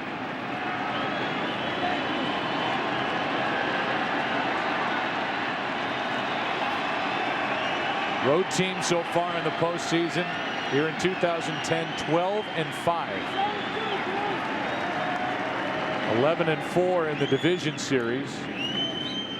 Yankees 1-1 in the ALCS, and now it's the Giants on the road here in Philadelphia, up by 3 in the 6th. Go figure.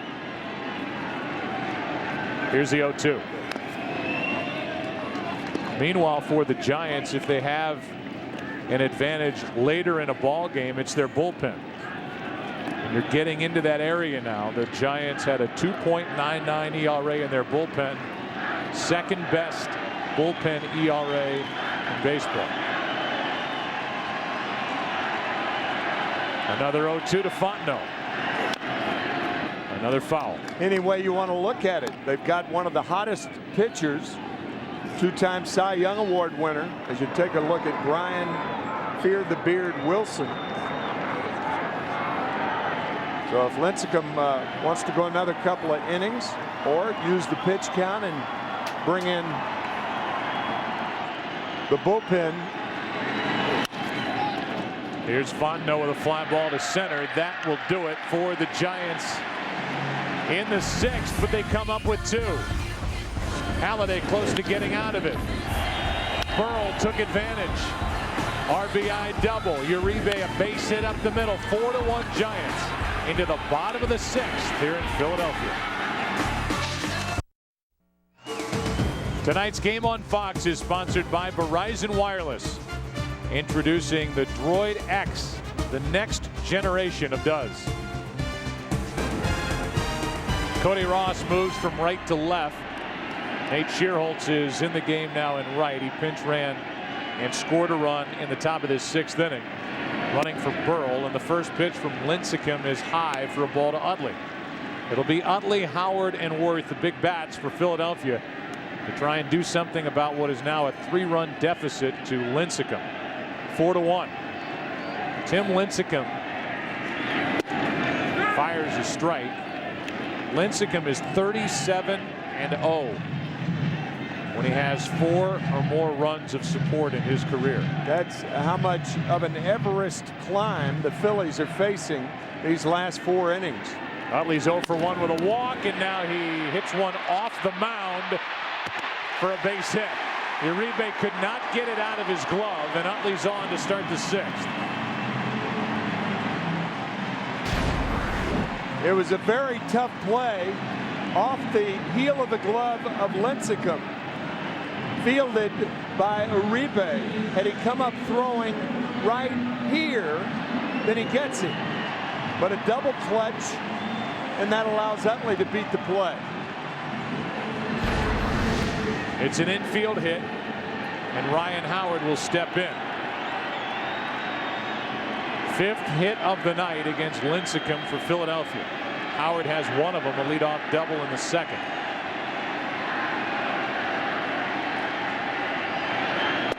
On the outside corner, strike 1. Phillies are playing with a 5-day layoff as they had a 3-game sweep over Cincinnati. They had a 6-day layoff into both the 08 and the 09 World Series. They won in 08. Lost in 6 games last year to the Yankees. Trail here 4-1 tonight, game 1 of the NLCS. We had in our scouting report earlier in the game, is Tim Lincecum, does he throw the The best changeup in the game? I think you're seeing it tonight. 3 in a row to Howard. Ryan Howard will tell you he does as he's gone. Strikeout number 5 for Lincecum. Robbing the hitter of his power. I'll tell you that changeup, if you do hit it, it's like making solid contact with cotton candy. As Jason Worth steps in 1 on 1 out. Worth is struck out and walked.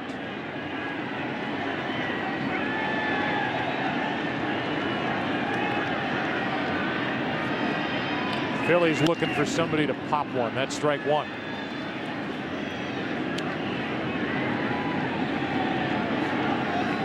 Thing about that change, though, it just robs hitters of their powers, of their power. When the arms come forward, the body comes forward, you have nothing left with which to hit. The 0-1. That one's upstairs. 1 ball, 1 strike.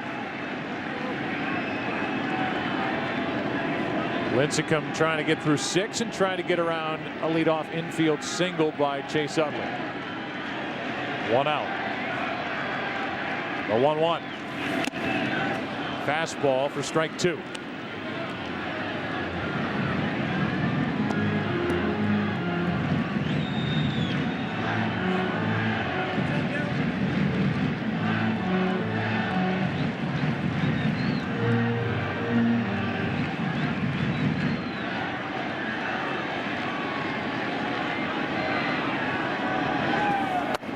That's inside.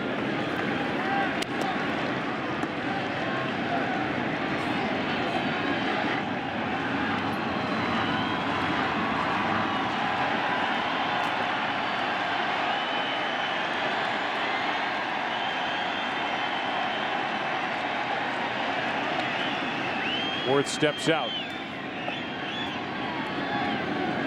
What we mean when we say robbing a hitter of his power, we'll tell you after this pitch.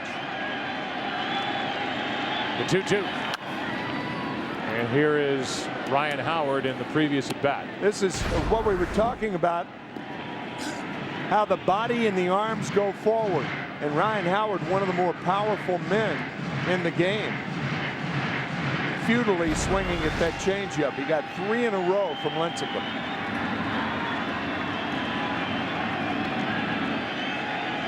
The 2-2 pitch. Worth hits one in the air to right center. Back at the track. It is gone. And a 1-run game in Philly.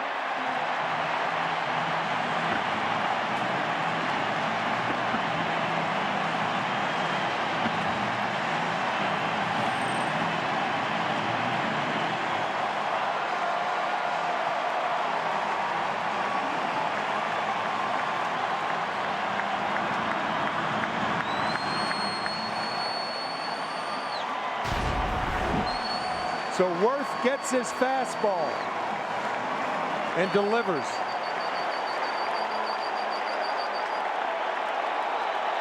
#12th career postseason home run for Jason Worth. And this crowd wants a curtain call from their right fielder as Rollins takes a strike.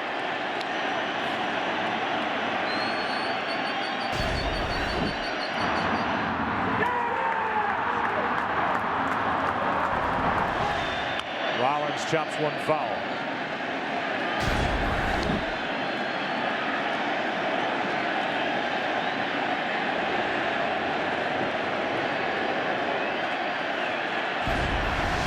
A ho-hum reaction from Lincecum on that 2-run home run. Worth never gave him the curtain call.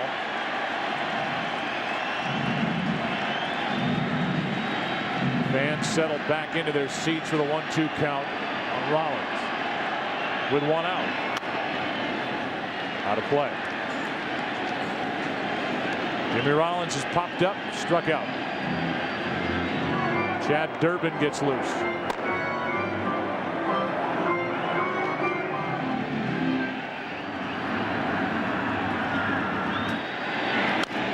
Another foul. Our Geico in-game box score for the Phillies looks a little different after that home run by Worth. His first hit, a 2-run home run. The other run, a solo shot by Ruiz, leading off the third. Phillies have stranded 4.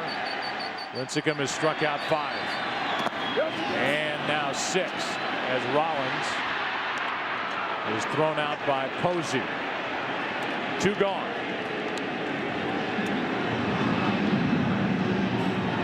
Here comes Ibanez.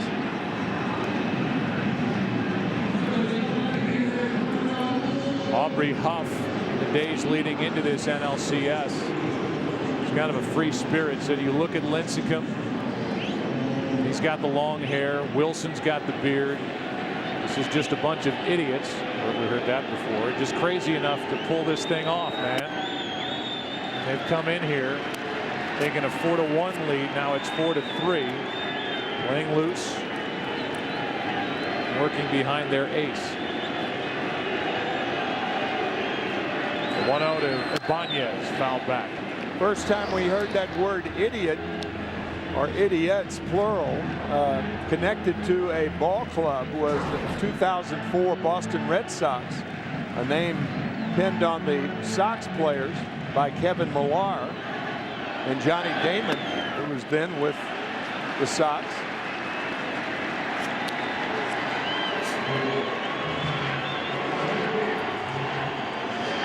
I guess it's got a nice ring to it. Well, in October. I'll tell you, this giant ball club is easy to sell to the folks in San Francisco.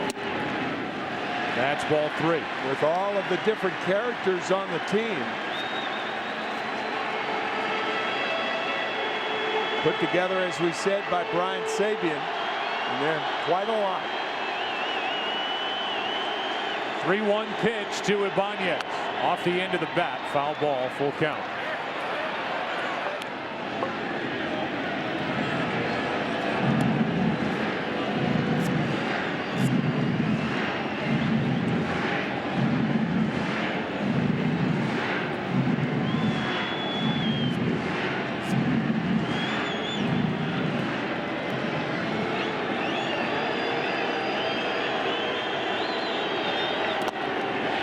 It's a 2-out walk. And the third walk handed out by Lincecum here tonight. And Rigetti gets on to the phone to the bullpen. Tomorrow it's a big day of sports right here on Fox. It's a Fox NFL Sunday doubleheader, beginning with the Falcons taking on the Eagles right across the street here in Philadelphia. The Lions, Giants, Seahawks, Bears, Saints, Bucks. Then it's America's game of the week as the Cowboys head to Minnesota to battle the Vikings. Coverage begins tomorrow at noon Eastern, 9 a.m. Pacific. There's ball 1 to Ruiz. We begin our coverage tomorrow with the Ford Fox NFL pregame show, brought to you by the all-new Ford Edge. Drive 1 will be here tomorrow night for game 2, following a long day of football on Fox. We wrap up a big day as that one hits the inside corner. Strike 1, Ruiz. Peering down at the on-deck circle, Roy Halladay has come out. But if Ruiz gets on, Charlie Manuel almost has to pinch hit for Halladay. That's why Durbin's warming up in the bullpen. In action with Madison Baumgartner and Ramon Ramirez for the Giants. Here is a 1-2 pitch. Ruiz fights it off. Baumgartner is the scheduled game 4 starter for San Francisco. Joe Blanton, as it stands now, is the scheduled starter for the Phillies out in San Francisco. That'll be on Wednesday. Here's a 1-2. 2-2.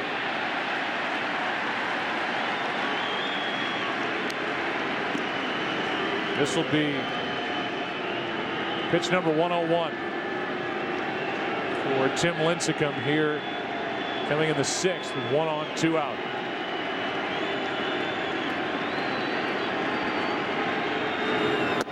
And he fools Ruiz to end the inning. Struck out the side, but after the Giants got 2 in the top half, in the bottom half, Jason Worth Shoots one out to right center. It's 4-3 Giants. After 6, back after this from your local Fox station. Postseason coverage continues here from Philadelphia. You're watching Fox. Our friends at TBS are covering the American League Championship Series. Game 3 is coming up on Monday at Yankee Stadium at 8 Eastern. They play Monday night, Tuesday night. Have afternoon action and covered by TBS. Ernie Johnson, Ron Darling, John Smoltz covering it, and that series is tied at a game apiece with Cliff Lee scheduled to pitch game 3 for Texas, taking on Andy Pettitte. Cody Ross not looking for anything inside this time around. Everything away. Steady throws his bat at a pitch down and away. And the count 1-2, and the crowd gets on him. He has homered twice here tonight. Well, there is not a pitcher alive once a hitter hits 2 inside fastballs that's going to challenge you once again the 3rd time up.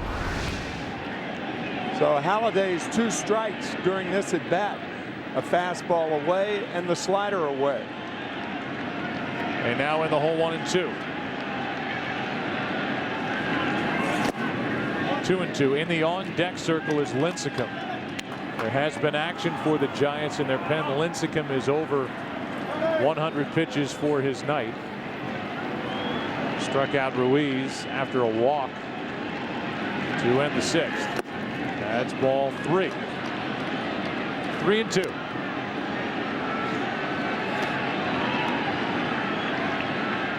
Four Giants home runs this postseason, and this man has 3 of them. In his last 4 at-bats. Last 2 in Atlanta, first 2 tonight. 3-2 pitch from Halladay. Left side, staying right there is Polanco. His throw, perfect, 1 out. Ross retired for the first time tonight. So Cody Ross hit 2 home runs on inside fastballs the first time's up. So the 3rd time up, everything is away and away and away. And he misses away. Now, middle in. And with 1 out, nobody on, Lincecum rolls 1-2. Howard. 2 out.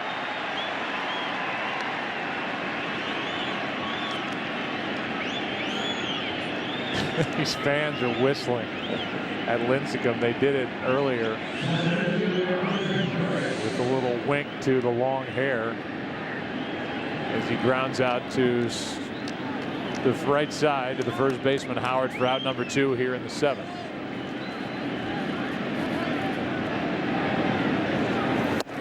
Out in front of it is Andres Torres, who's 0 for 3. You don't have National League hitters whistling, I'll tell you that.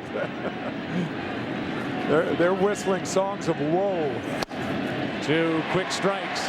Torres, who struck out in his 2nd at bat, now 2 for 19, leading off for the Giants in the postseason.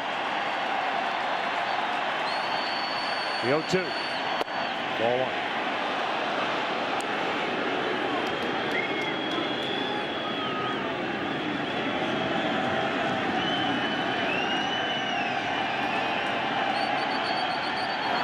Ball 2.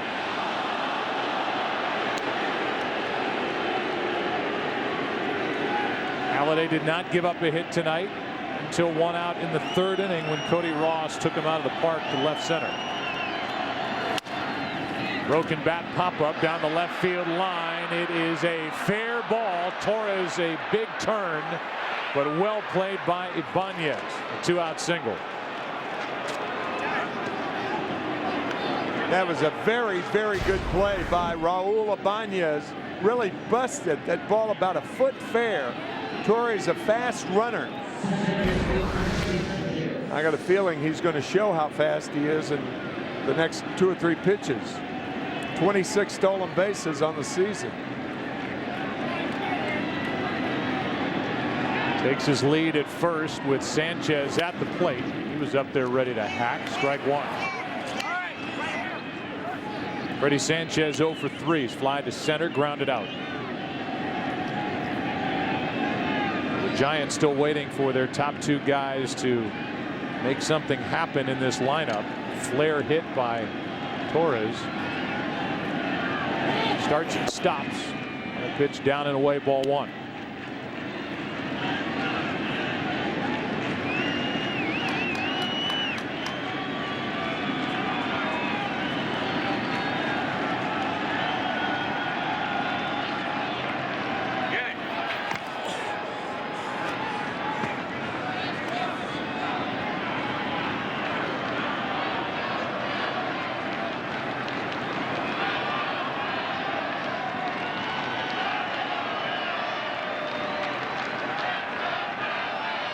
Here's a 1-1 pitch, shattered bat, pop up, out of play. Strike 2. So Polanco picks up the bat. Sanchez gets a new one. The bottom of the 7th inning, it will likely be a pinch hitter for Halladay, then back to the top. Victorino and Polanco. If anybody gets on Utley. Yeah, Freddie, you're using one of those maple bats, and it's not that they break more frequently, it's how they break. And you had an idea about how serious some of those broken bats are. Real problem for baseball. Tyler Colvin, a terrific young player for the Chicago Cubs, was actually hit by a shattered bat. Yeah. It shut down the end of his season. Here's a 1-2, and Halladay may have just ended his night with a strikeout. That's number 7. And the Giants now have stranded 4 as we are through 6.5. Let's give you our game summary. Lincecum, there's his night. Halladay is through 7. Cody Ross with 2 home runs. Jason Worth just made this a 1-run game with a 2-run shot in the 6th. Tonight's game is sponsored by Chevrolet, the official vehicle of Major League Baseball, and by Liberty Mutual Insurance. Responsibility. What's your policy? Pinch hitter for Roy Halladay as we start the bottom of the 7th inning, and it's the rookie Dominic Brown who gets the nod. Was 3 out of 15 as a pinch hitter.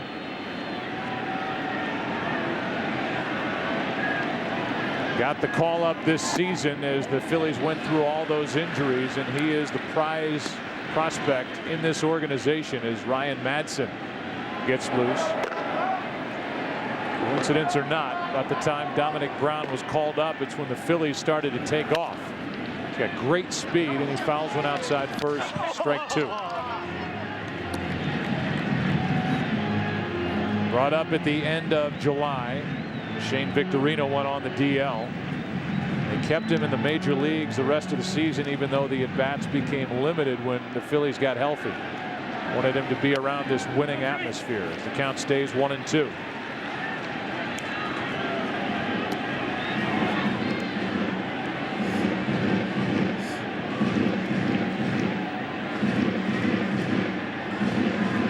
The Giants as a pinch hitter against Guillermo Mota. He went deep, and now he grounds one to short. Slow out of the box in the first out. Here in the bottom of the 7th is Uribe. Takes care of him. That pinch hit home run against the Giants and Mota happened back in August for Brown, but here pinch hitting, he's out number 1 in the bottom of the 7th, and here's Shane Victorino. Sometimes that happens to whether you're young or not. If you get jammed with the pitch, you kind of spin your wheels in the batter's box. Can't get out of there, and that's what happened to Dom on that fastball by Lincecum. Victorino's 0 for 3. Batting with 1 out, takes a strike. The Giant right-hander.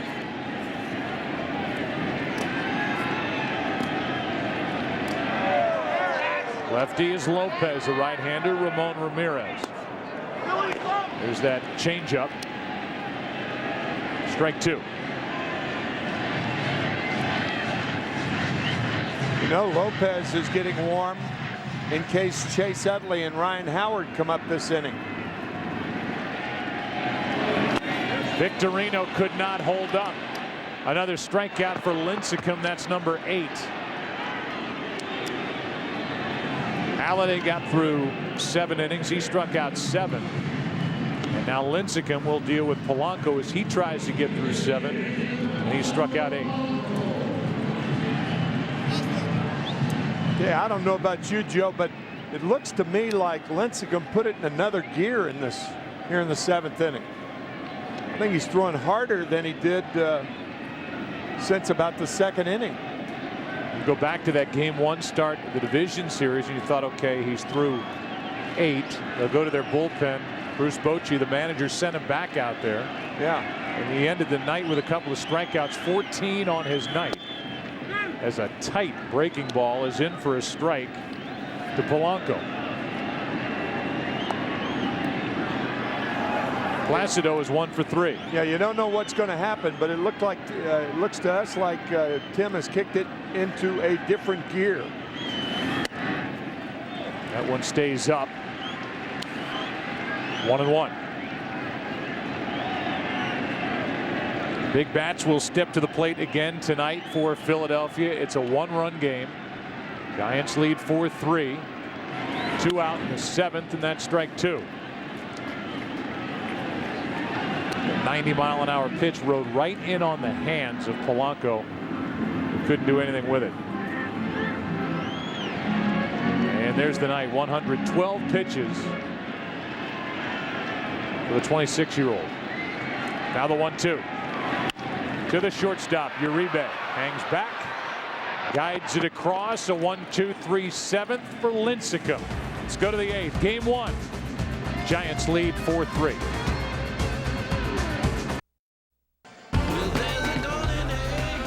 Well, we billed it as a heavyweight fight coming in.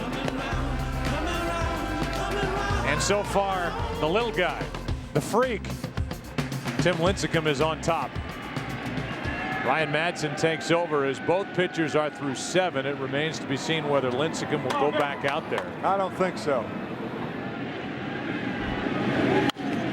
New pitcher is Ryan Madsen, strike 1 on Aubrey Huff. Joe, the reason I say that is the Phillies have 2 left-handers coming up, Chase Utley and Ryan Howard, and I think this is the time for Lopez to come in, face a couple of guys, and use that good bullpen. I mean, Lincecum's thrown, what, 115 pitches now? Yeah, he's up there over 100, and he would be tested in the bottom of this inning. Meanwhile, Huff takes low, 1 ball, 1 strike.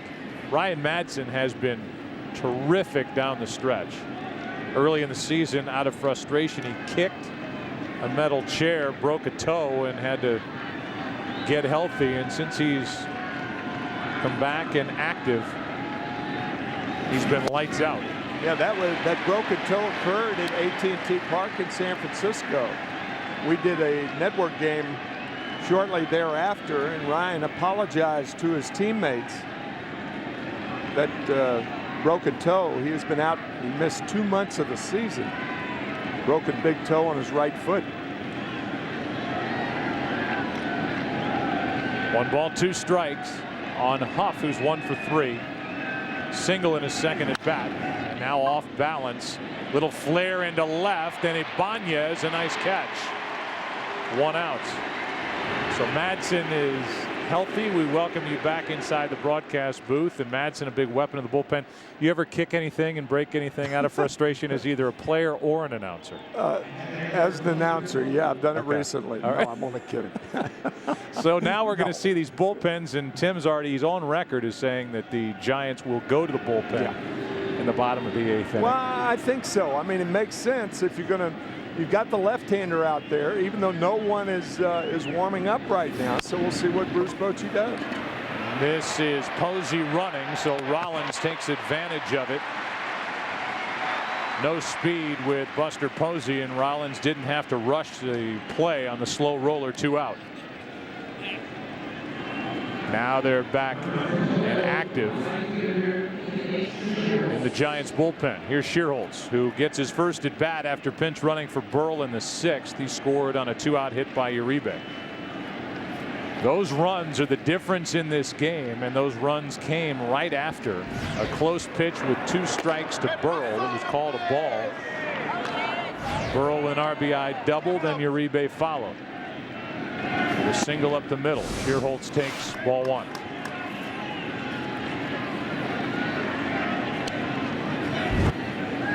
Two out, nobody on. Top of the 8th inning.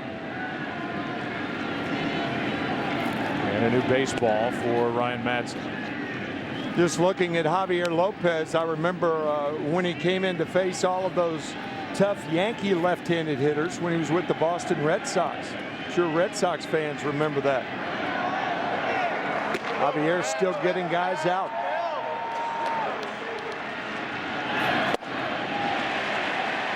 Ryan Madson has a terrific changeup. That was it.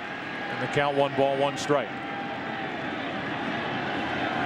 Very few breaking balls from Madson. Fastball, changeup.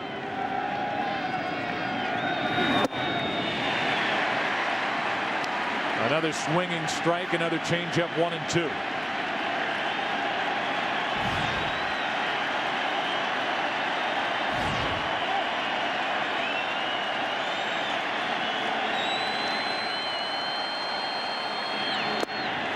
Back to the heat, 96. And it's a quick 1-2-3 inning from Madson. Big bats coming up. Here we go. Bottom of the 8th, 4-3 Giants. Here is tonight's Blackberry game summary. We came in talking about 2 aces. We'll also have to talk about 4 of a kind. 4 home runs hit tonight. Cody Ross with a swing and a hop. Ruiz with 1 into right. Cody Ross again. And then Jason Worth popped 1 into right center field. And it's 4-3 as we go to the bottom of the 8th. 4 of a kind beats 2 aces, huh? And now Lincecum's got the sweatshirt on. He's going to just watch with the rest of us. As Javier Lopez is the first out of the pen for the Giants.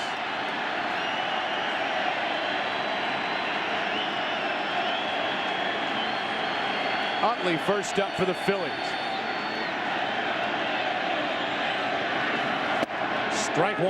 You have to think left field if you're a left-handed batter against Javier Lopez. Because when he drops down, he makes you give a little bit. You really have to talk to that right shoulder of yours and think about hitting the ball to left field. Utley right on the plate. Strike 2. Lopez was picked up by the Giants at the trading deadline from Pittsburgh. Part of a redo of sorts for this roster headed toward the back end of the season. There's the night for Lincecum, and he right now is on the good side. The 4-3 game. Utley grounds to second. Sanchez 1 out. Ryan Howard coming up. Tonight's game on Fox is sponsored by Blackberry and by Gatorade. Introducing the G Series. Gatorade has evolved. Here's Ryan Howard, who has a double, 2 strikeouts. That was against Lincecum. Hit 31 home runs during the regular season, 8th best total in the National League. As the closer for Philadelphia, Brad Lidge gets loose. With 1 out. Ball 1 inside. Talking about thinking about left field, only when Ryan Howard thought about left field against Andy Pettitte last year in Game 6 of the World Series was he successful. Tremendous power the other way. Strike 1.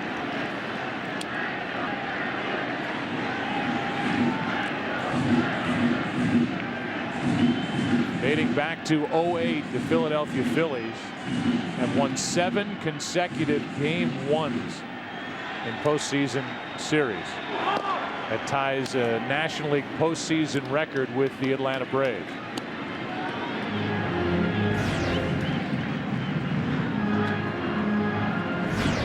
As it is here, they trail by a run, bottom of the 8th inning.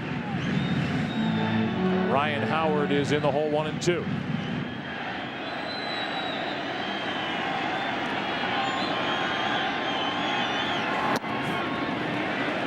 Ball 2. When Javier Lopez drops down like that, you have a conversation, you rear end with your brain, trying to keep that shoulder in and keeping everything moving the other way. It's tough with this guy. Here's a 2-2. Howard just stays alive. He was fooled and flicked at it. Got a piece. After Lopez was picked up by San Francisco, marked his 5th different team in 8 major league seasons. He's 2-0 with an ERA of under 1.5 down the stretch for San Francisco. And once again, he is a tough assignment for any left-handed batter.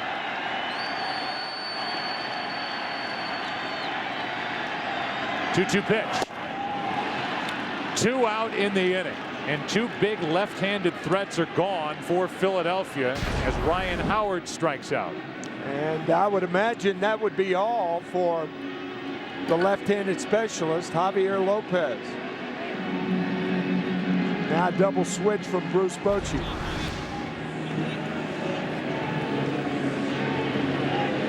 So that'll be it for Lopez. He gets Utley on a ground out, strikes out Ryan Howard, and a double switch coming for San Francisco. The closer, Brian Wilson, coming in. We'll give you the double switch when we come back.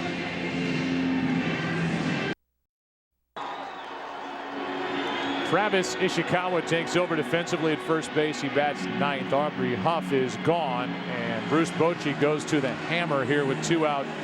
In the bottom of the 8th inning, Brian Wilson, who led baseball in saves with 48 and has the most saves in the major league since 2008, takes over. His first opponent, Jason Worth, has a home run tonight. 1-run lead for the Giants, and that misses, ball 1. Tim already referenced the fear of the beard. Reminds me of Jeff Reardon. Great pitcher for the Montreal Expos back in the late 80s. Florida Marlins. Inside for ball 2, 2-0. He's got a partial mohawk and a shoe-polished beard. Yep. Talking to himself out on the mound with a 2-0 count on Worth. He's hit 12 career postseason home runs. And now is on with 2 out here in the 8th.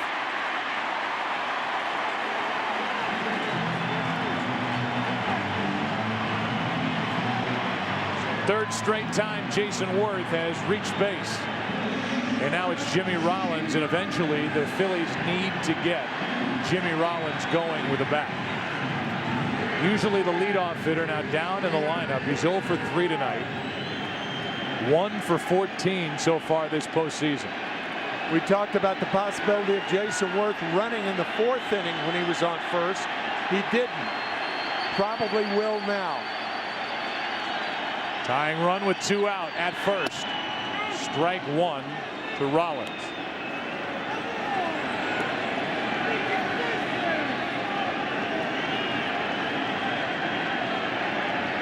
Rollins against Lincecum, struck out twice, popped up.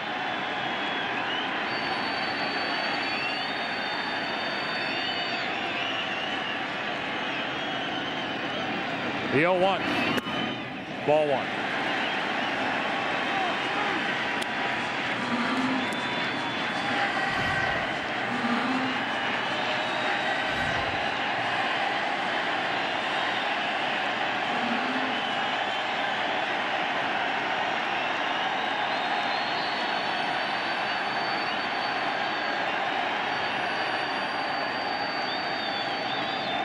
A 1-1 from Wilson.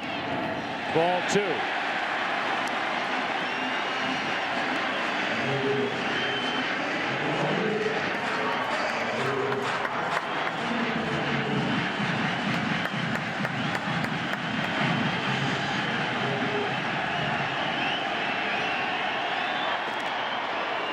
Check on Worth at first. To give you the numbers, Worth stole 13 during the regular season.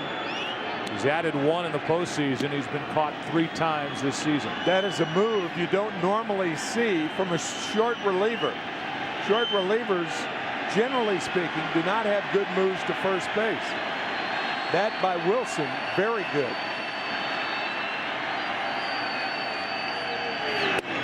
Outside, Posey gives Worth a look, and the count's gone to 3-1. Usually closers are easy to run against. They're power pitchers. They have to generate a lot out of the stretch. Takes them longer to get the ball to the plate. Rollins can sit on a pitch with a count 3-1.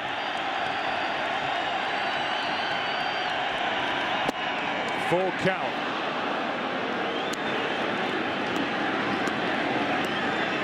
So Worth will go.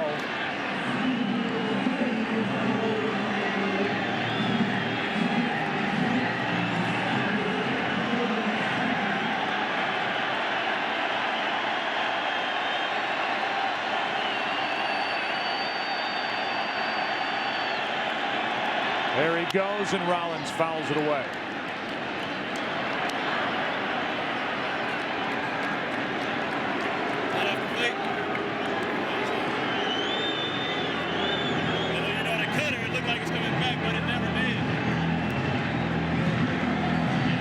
Talking about the pitch with the home plate umpire Darryl Cousins. As you look at the breakdown this season, with the bases empty, it was a breakdown, a 214 average for Jimmy Rollins. But better with runners in scoring position. In this case, a runner at first on the move, 2 out.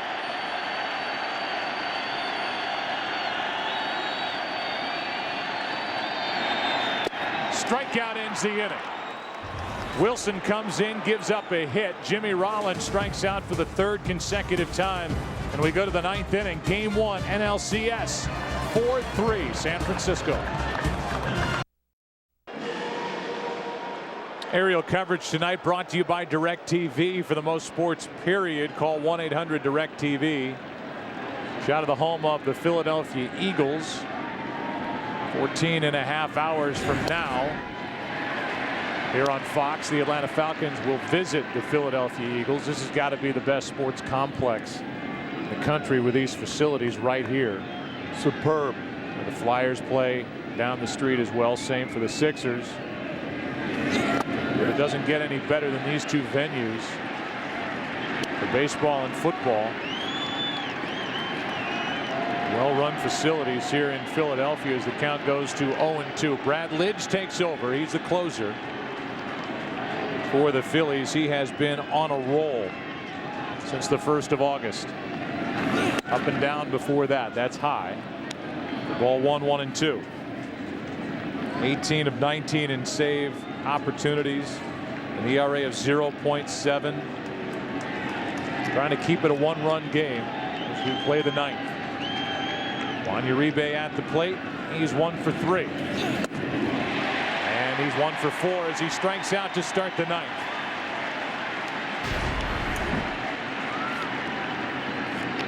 And that slider that made Lidge so valuable to the Phillies 2 years ago. He is right back with it. Dwayne Kuiper, one of the announcers and a good buddy from the San Francisco Giants, nicknamed this Giants offense torture. Here's Fontenot with a line drive into center, gets down for a base hit with 1 out in the 9th. His first hit.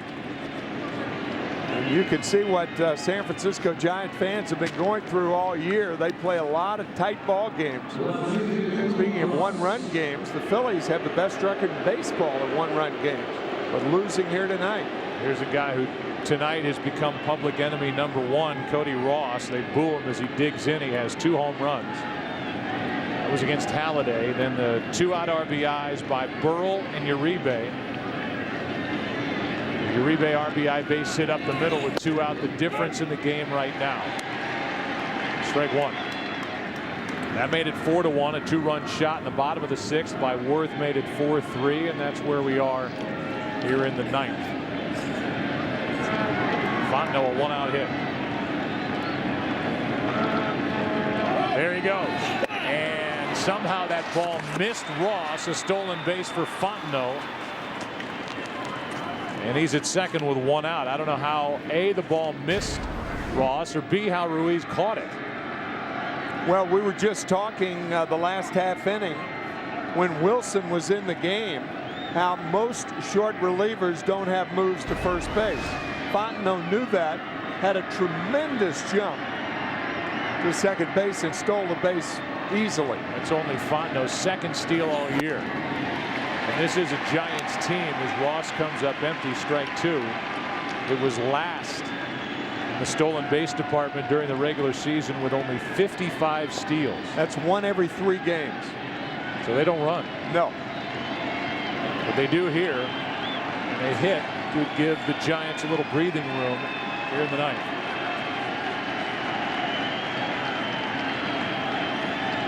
What a night Ross could have. He comes through here, ball 2-2. Dwayne Kuiper does the television with Mike Krukow for the Giants.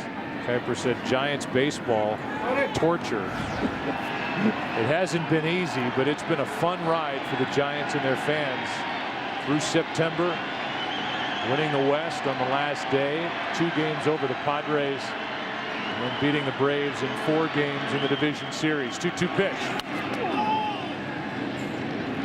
And I can't think of anybody who does a better job, by the way, on the air than Kuiper and Krukow. Oh, they're wonderful. Wonderful. Tremendously popular in the Bay Area. By the way, a wild pitch is not out of the realm of possibility here. For Lidge to be effective, the slider's got to be down, and Ruiz has to be good. There it is. Smothers it, ball 3. So a full count with Ishikawa on deck.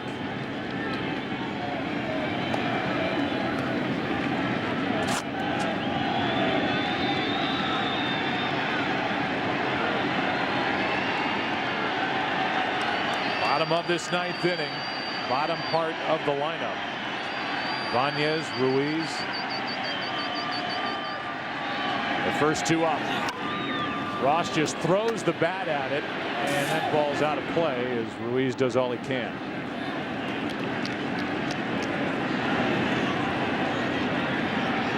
Cody Ross has thrown his bat at 2 sliders tonight. One from Roy Halladay, where the bat went all the way down past third base, and then that slider from Lidge. I think Ross is going to see another slider right here.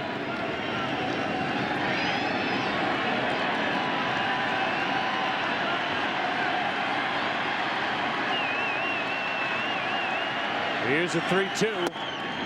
2 on with 1 out as Ross is on base for the 3rd time tonight.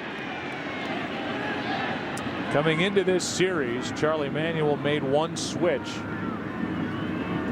to his roster. He took Greg Dobbs off the active list of years past, a very good left-handed pinch hitter, and added Kyle Kendrick as the long reliever to take the spot basically of Blanton, who's scheduled to start game 4 as it is now.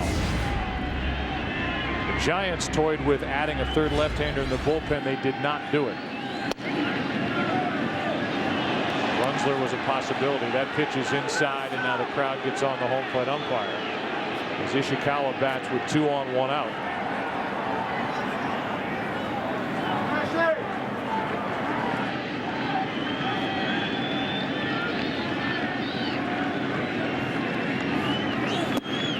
Out in front of that pitch, strike 1 on Ishikawa. Phillies will need a pinch hitter for the 3rd spot in the bottom of this ninth.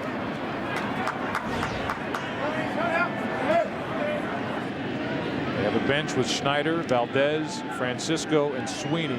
No Dobbs.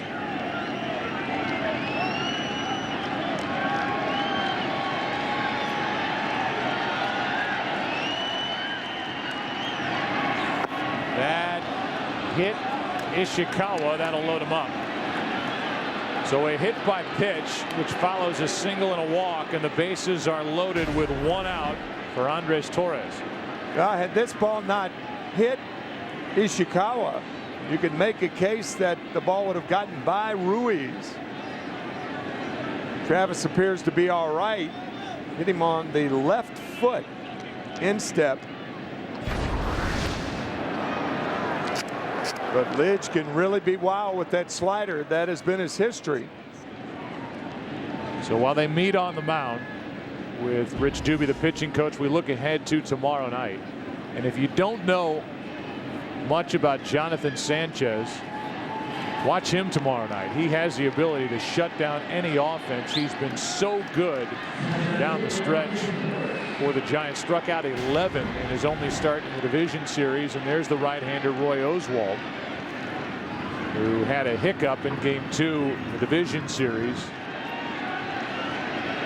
He'll get the ball for Philadelphia. Bases loaded, 1 out for Andres Torres. Infield comes in. Strike 1. The reason for that is Torres, as we said, has 26 stolen bases. And if you play double play depth, you're not going to double him up. So the infield's forced to move in. Actually about halfway in the middle, Rollins and Utley, where they could get a double play. But it would have to be a ball right over the bag for Jimmy Rollins. And strike 2. Torres, who has a flare hit, 1 for 4. Trying to give Brian Wilson and the Giants a little breathing room here in the ninth.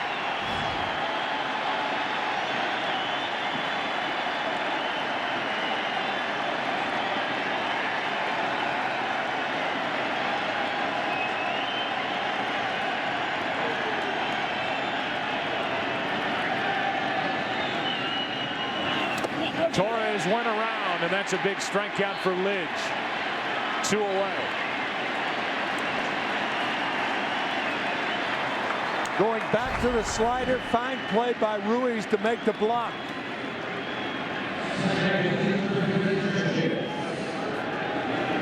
First base is occupied with less than 2 outs. The batter is automatically out, but had he not blocked it, of course, a run would have scored. So now the bases are loaded with 2 out. Freddie Sanchez won the batting title back in '06. The Pirates, stands in. Pablo Sandoval in the on-deck circle.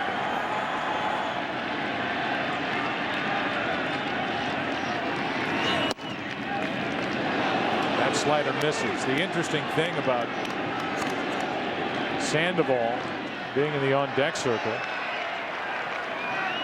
is that's the pitcher's spot. Yeah, but if his spot has a chance to hit, they will have scored another run. But that pitcher is the closer, Wilson. There's a strike on the inside corner. 1 ball, 1 strike. You wouldn't trade a run for a closer? No. No. Okay.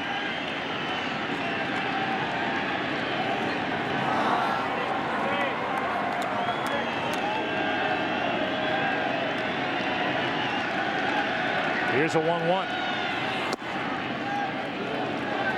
Ball 2.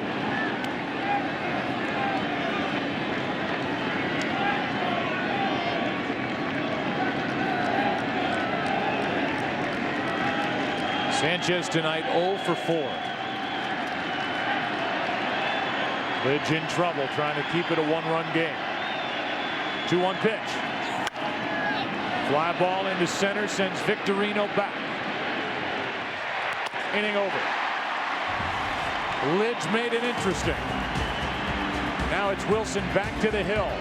Ibanez 0 for 1 against him in his career. Same for Ruiz. Then a pinch hitter for the Phillies. Down by 1. Tomorrow it's a Fox NFL Sunday doubleheader preceding Game 2 here in Philadelphia. The Falcons take on the Eagles across the street, or the Lions and Giants, Seahawks, Bears, Saints, Bucks. And it's America's game of the week as the Cowboys head to Minnesota to take on the Vikings. 2 compelling 1-3 teams, to be sure. Coverage begins tomorrow at noon Eastern, 9 a.m. Pacific, with a Ford Fox NFL pregame show brought to you by the all-new Ford Edge. Drive one. And then we'll be here tomorrow night for Game 2. And a matchup of Sanchez against Oswalt. Here's Ibanez to deal with Brian Wilson. 4-3 Giants, bottom of the 9th inning, game 1.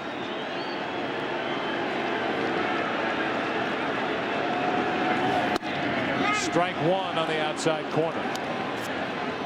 Ibanez popped 16 home runs during the regular season. Does not have an RBI so far this postseason. Overall, 3 out of 14.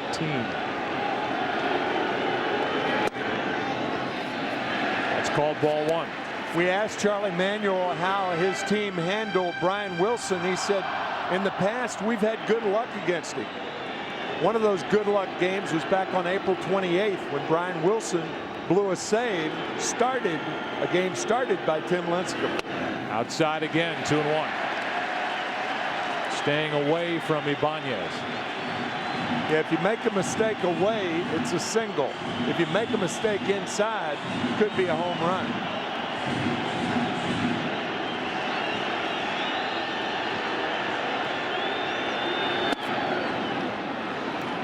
Right through it, 2-2. Jose Contreras getting loose in case the Phillies tie this game. Lidge is due third at the bottom of the 9th, so his night is finished.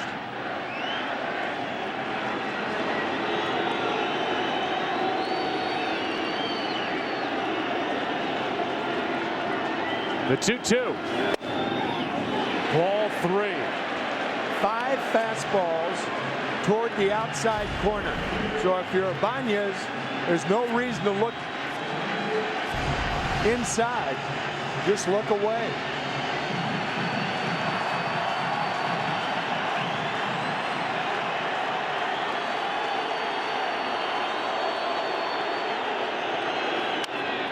Still full.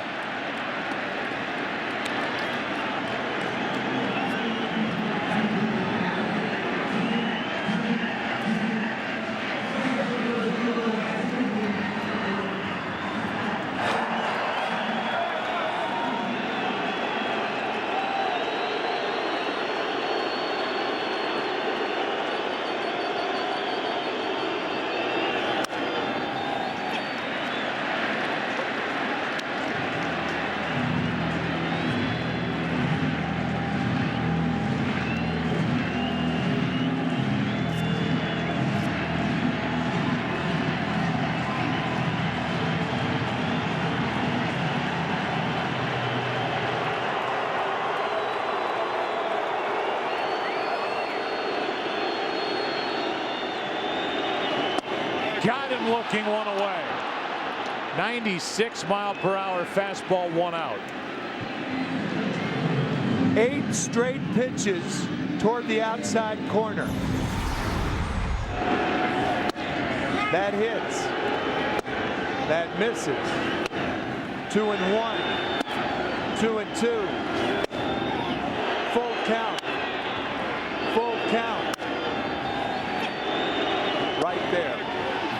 Perfect pitch from Wilson for out number 1. Here's Ruiz. Strike 1. Carlos is homered. He's 1 for 3.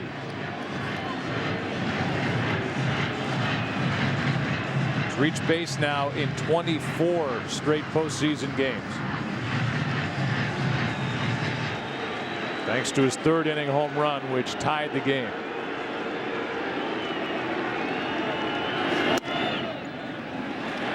Ball 1.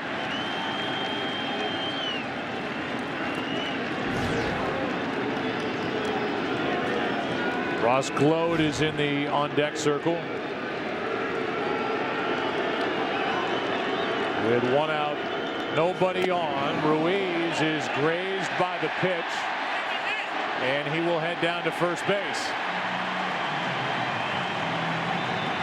Didn't get much of him, but just got enough of Ruiz to put the tying run on just off the bottom of the left hand.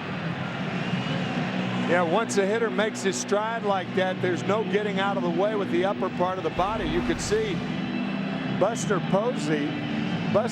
closing his eyes when that ball made contact. Bruce Bochy complaining about it, but he was definitely hit by the pitch.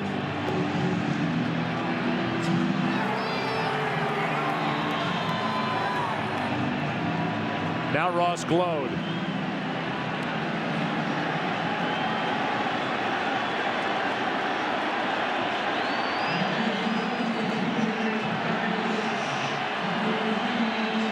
Glode is batting for Lidge, who pitched one scoreless inning. Ball one.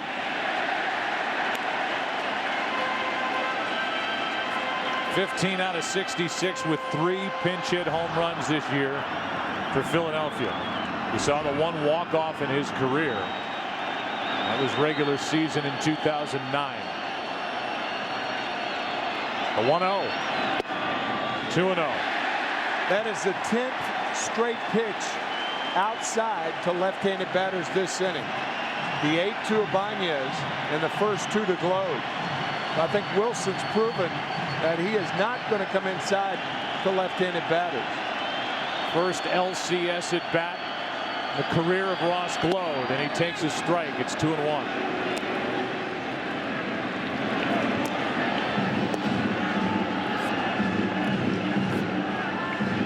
Ibanez struck out. Ruiz grazed by a pitch. Tying run at first with 1 away. That's into right field, but foul. Just got out in front, and it's 2-2. He got up out front because that cutter from Wilson cuts over the center of the plate, and Glode fouls it off. He wanted this one outside, but didn't get it there. Middle of the plate. Glode hit it hard, but a foul ball.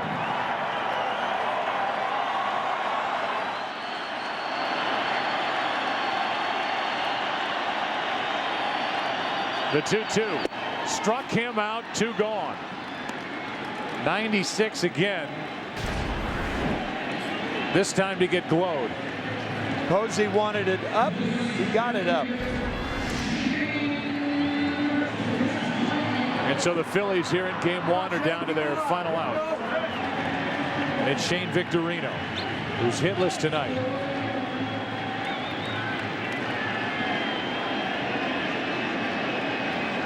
Now a pinch runner.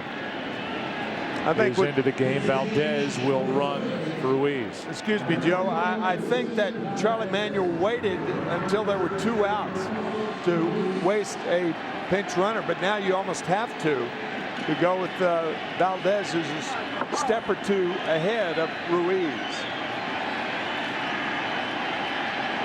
That's a tying run. Ball 1 outside. Victorino hit 18 home runs during the regular season.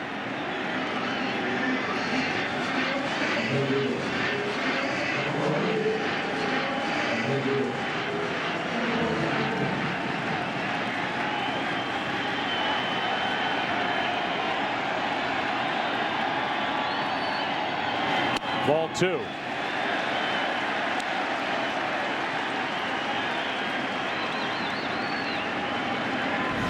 Once again, everything away to the left-hander.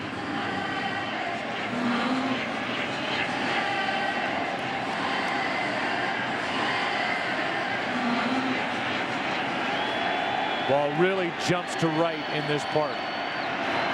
Again away, and it's ball 3, 3-0.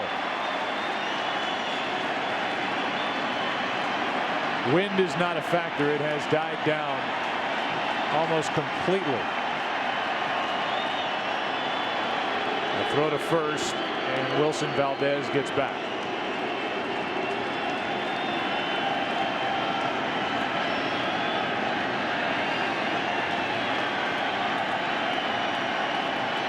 Victorino is taking, and he takes strike 1.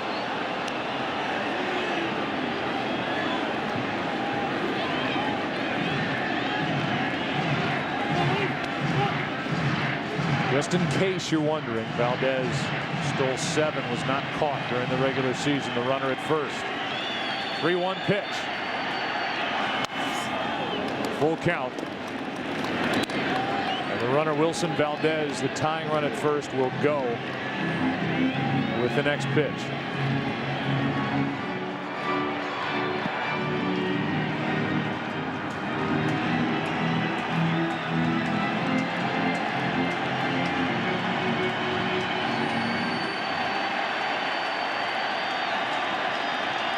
There he goes, and a strikeout ends the night. Game 1 belongs to the Giants.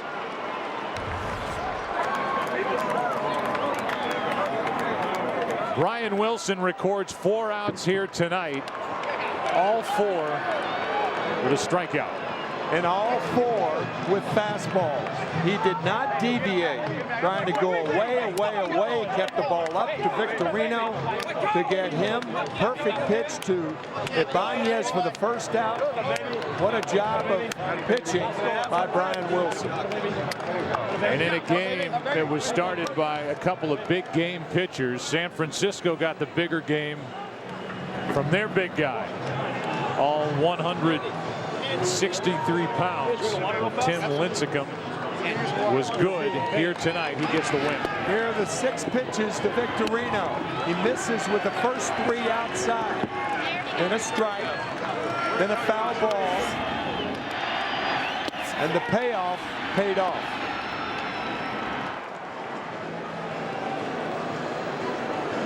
And so the underdog Giants here on the road get the victory. A final of 4-3, Lincecum against Halladay. And we'll give you our Travelers plays of the game. And it's Cody Ross out of the number 8 spot. Went deep in the 3rd. Went deep in the 5th. And with that man is Ken Rosenthal. Ken? Thanks, Joe. Cody, Roy Halladay pitched a no-hitter in his last start. He retired his first 7 tonight. What were you thinking when you stepped into the box in the 3rd inning? I'm just trying to get a pitch that I can square up and get some good wood on it and just get a base hit. And, luckily I got a pitch I can handle and got some wood on it, and it got up in the air. Second home run? Same thing. It's tough enough to get Roy one time, but, I'm going up there trying to create something and got a pitch I can handle, and same deal. You spent most of the season with the Marlins. You came to the Giants on a waiver claim. Now 3 postseason homers. What has this experience been like for you? I can't explain it with my words. It's just awesome to be in this situation right now, to be able to come here and help this team get where we wanted to be, and be here, sitting here talking to you right now. Can't express it.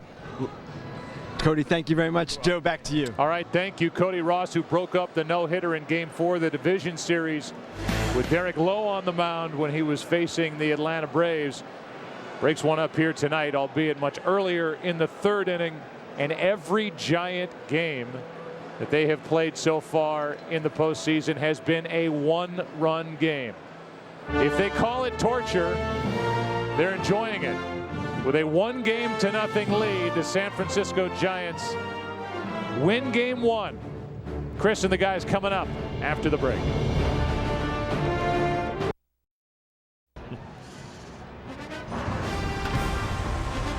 Welcome to the Chevrolet postgame show.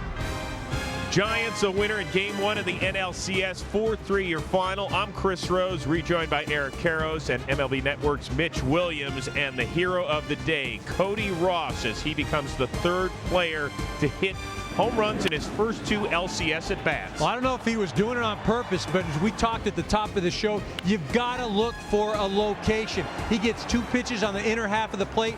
He doesn't miss them.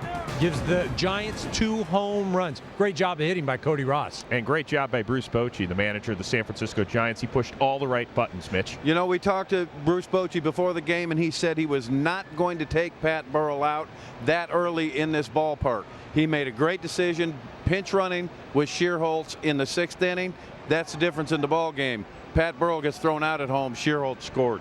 Well, and how about the other decision he's made, and that's moving Sanchez to throw in the 2nd game instead of Matt Cain. And it'll be interesting because it will all rest on Sanchez's shoulders.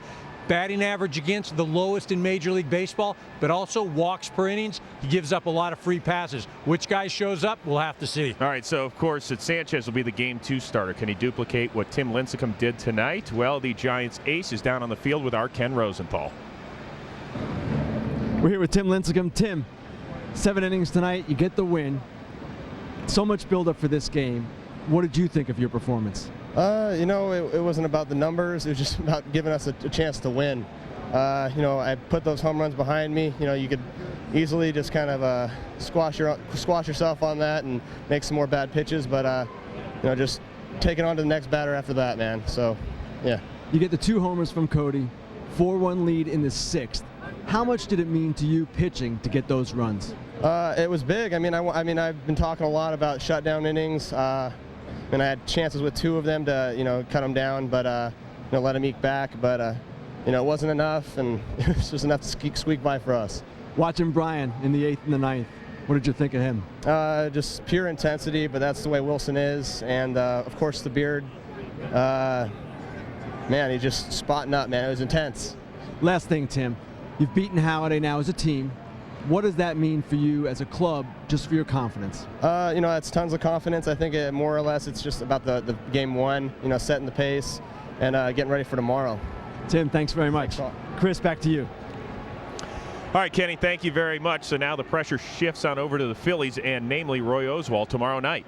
Most definitely. Roy Oswalt was brought here to pitch big games. Tomorrow night is about as big a game as he's going to pitch in his career. He's got to go out, give the Phillies an opportunity to stay in this game, score some runs, and they're not going to score a lot off Sanchez. So Oswalt's going to have to be really good. Let's remember, with Houston, he was the NLCS MVP back in 2005. Giants baseball. It's torture, folks, but they get it done. 4-3 a winner in Game 1. Well, coming up next, it is your late local news. That is except on the West Coast, when it'll be seen at its regularly scheduled time. And on Fox late night, it's Fringe, followed by Running Wild.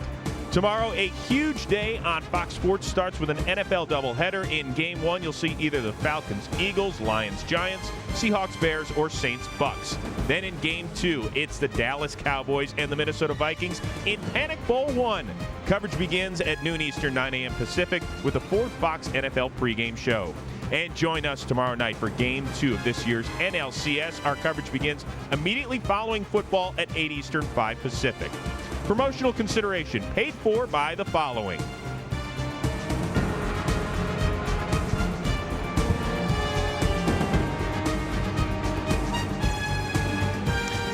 For more information on tonight's game and the latest in Major League Baseball news, log on to foxsports.com, powered by MSN, the world's favorite sports site. This is Chris Rose saying so long from Philadelphia. You've been watching Fox Sports, home of this year's NLCS and the World Series.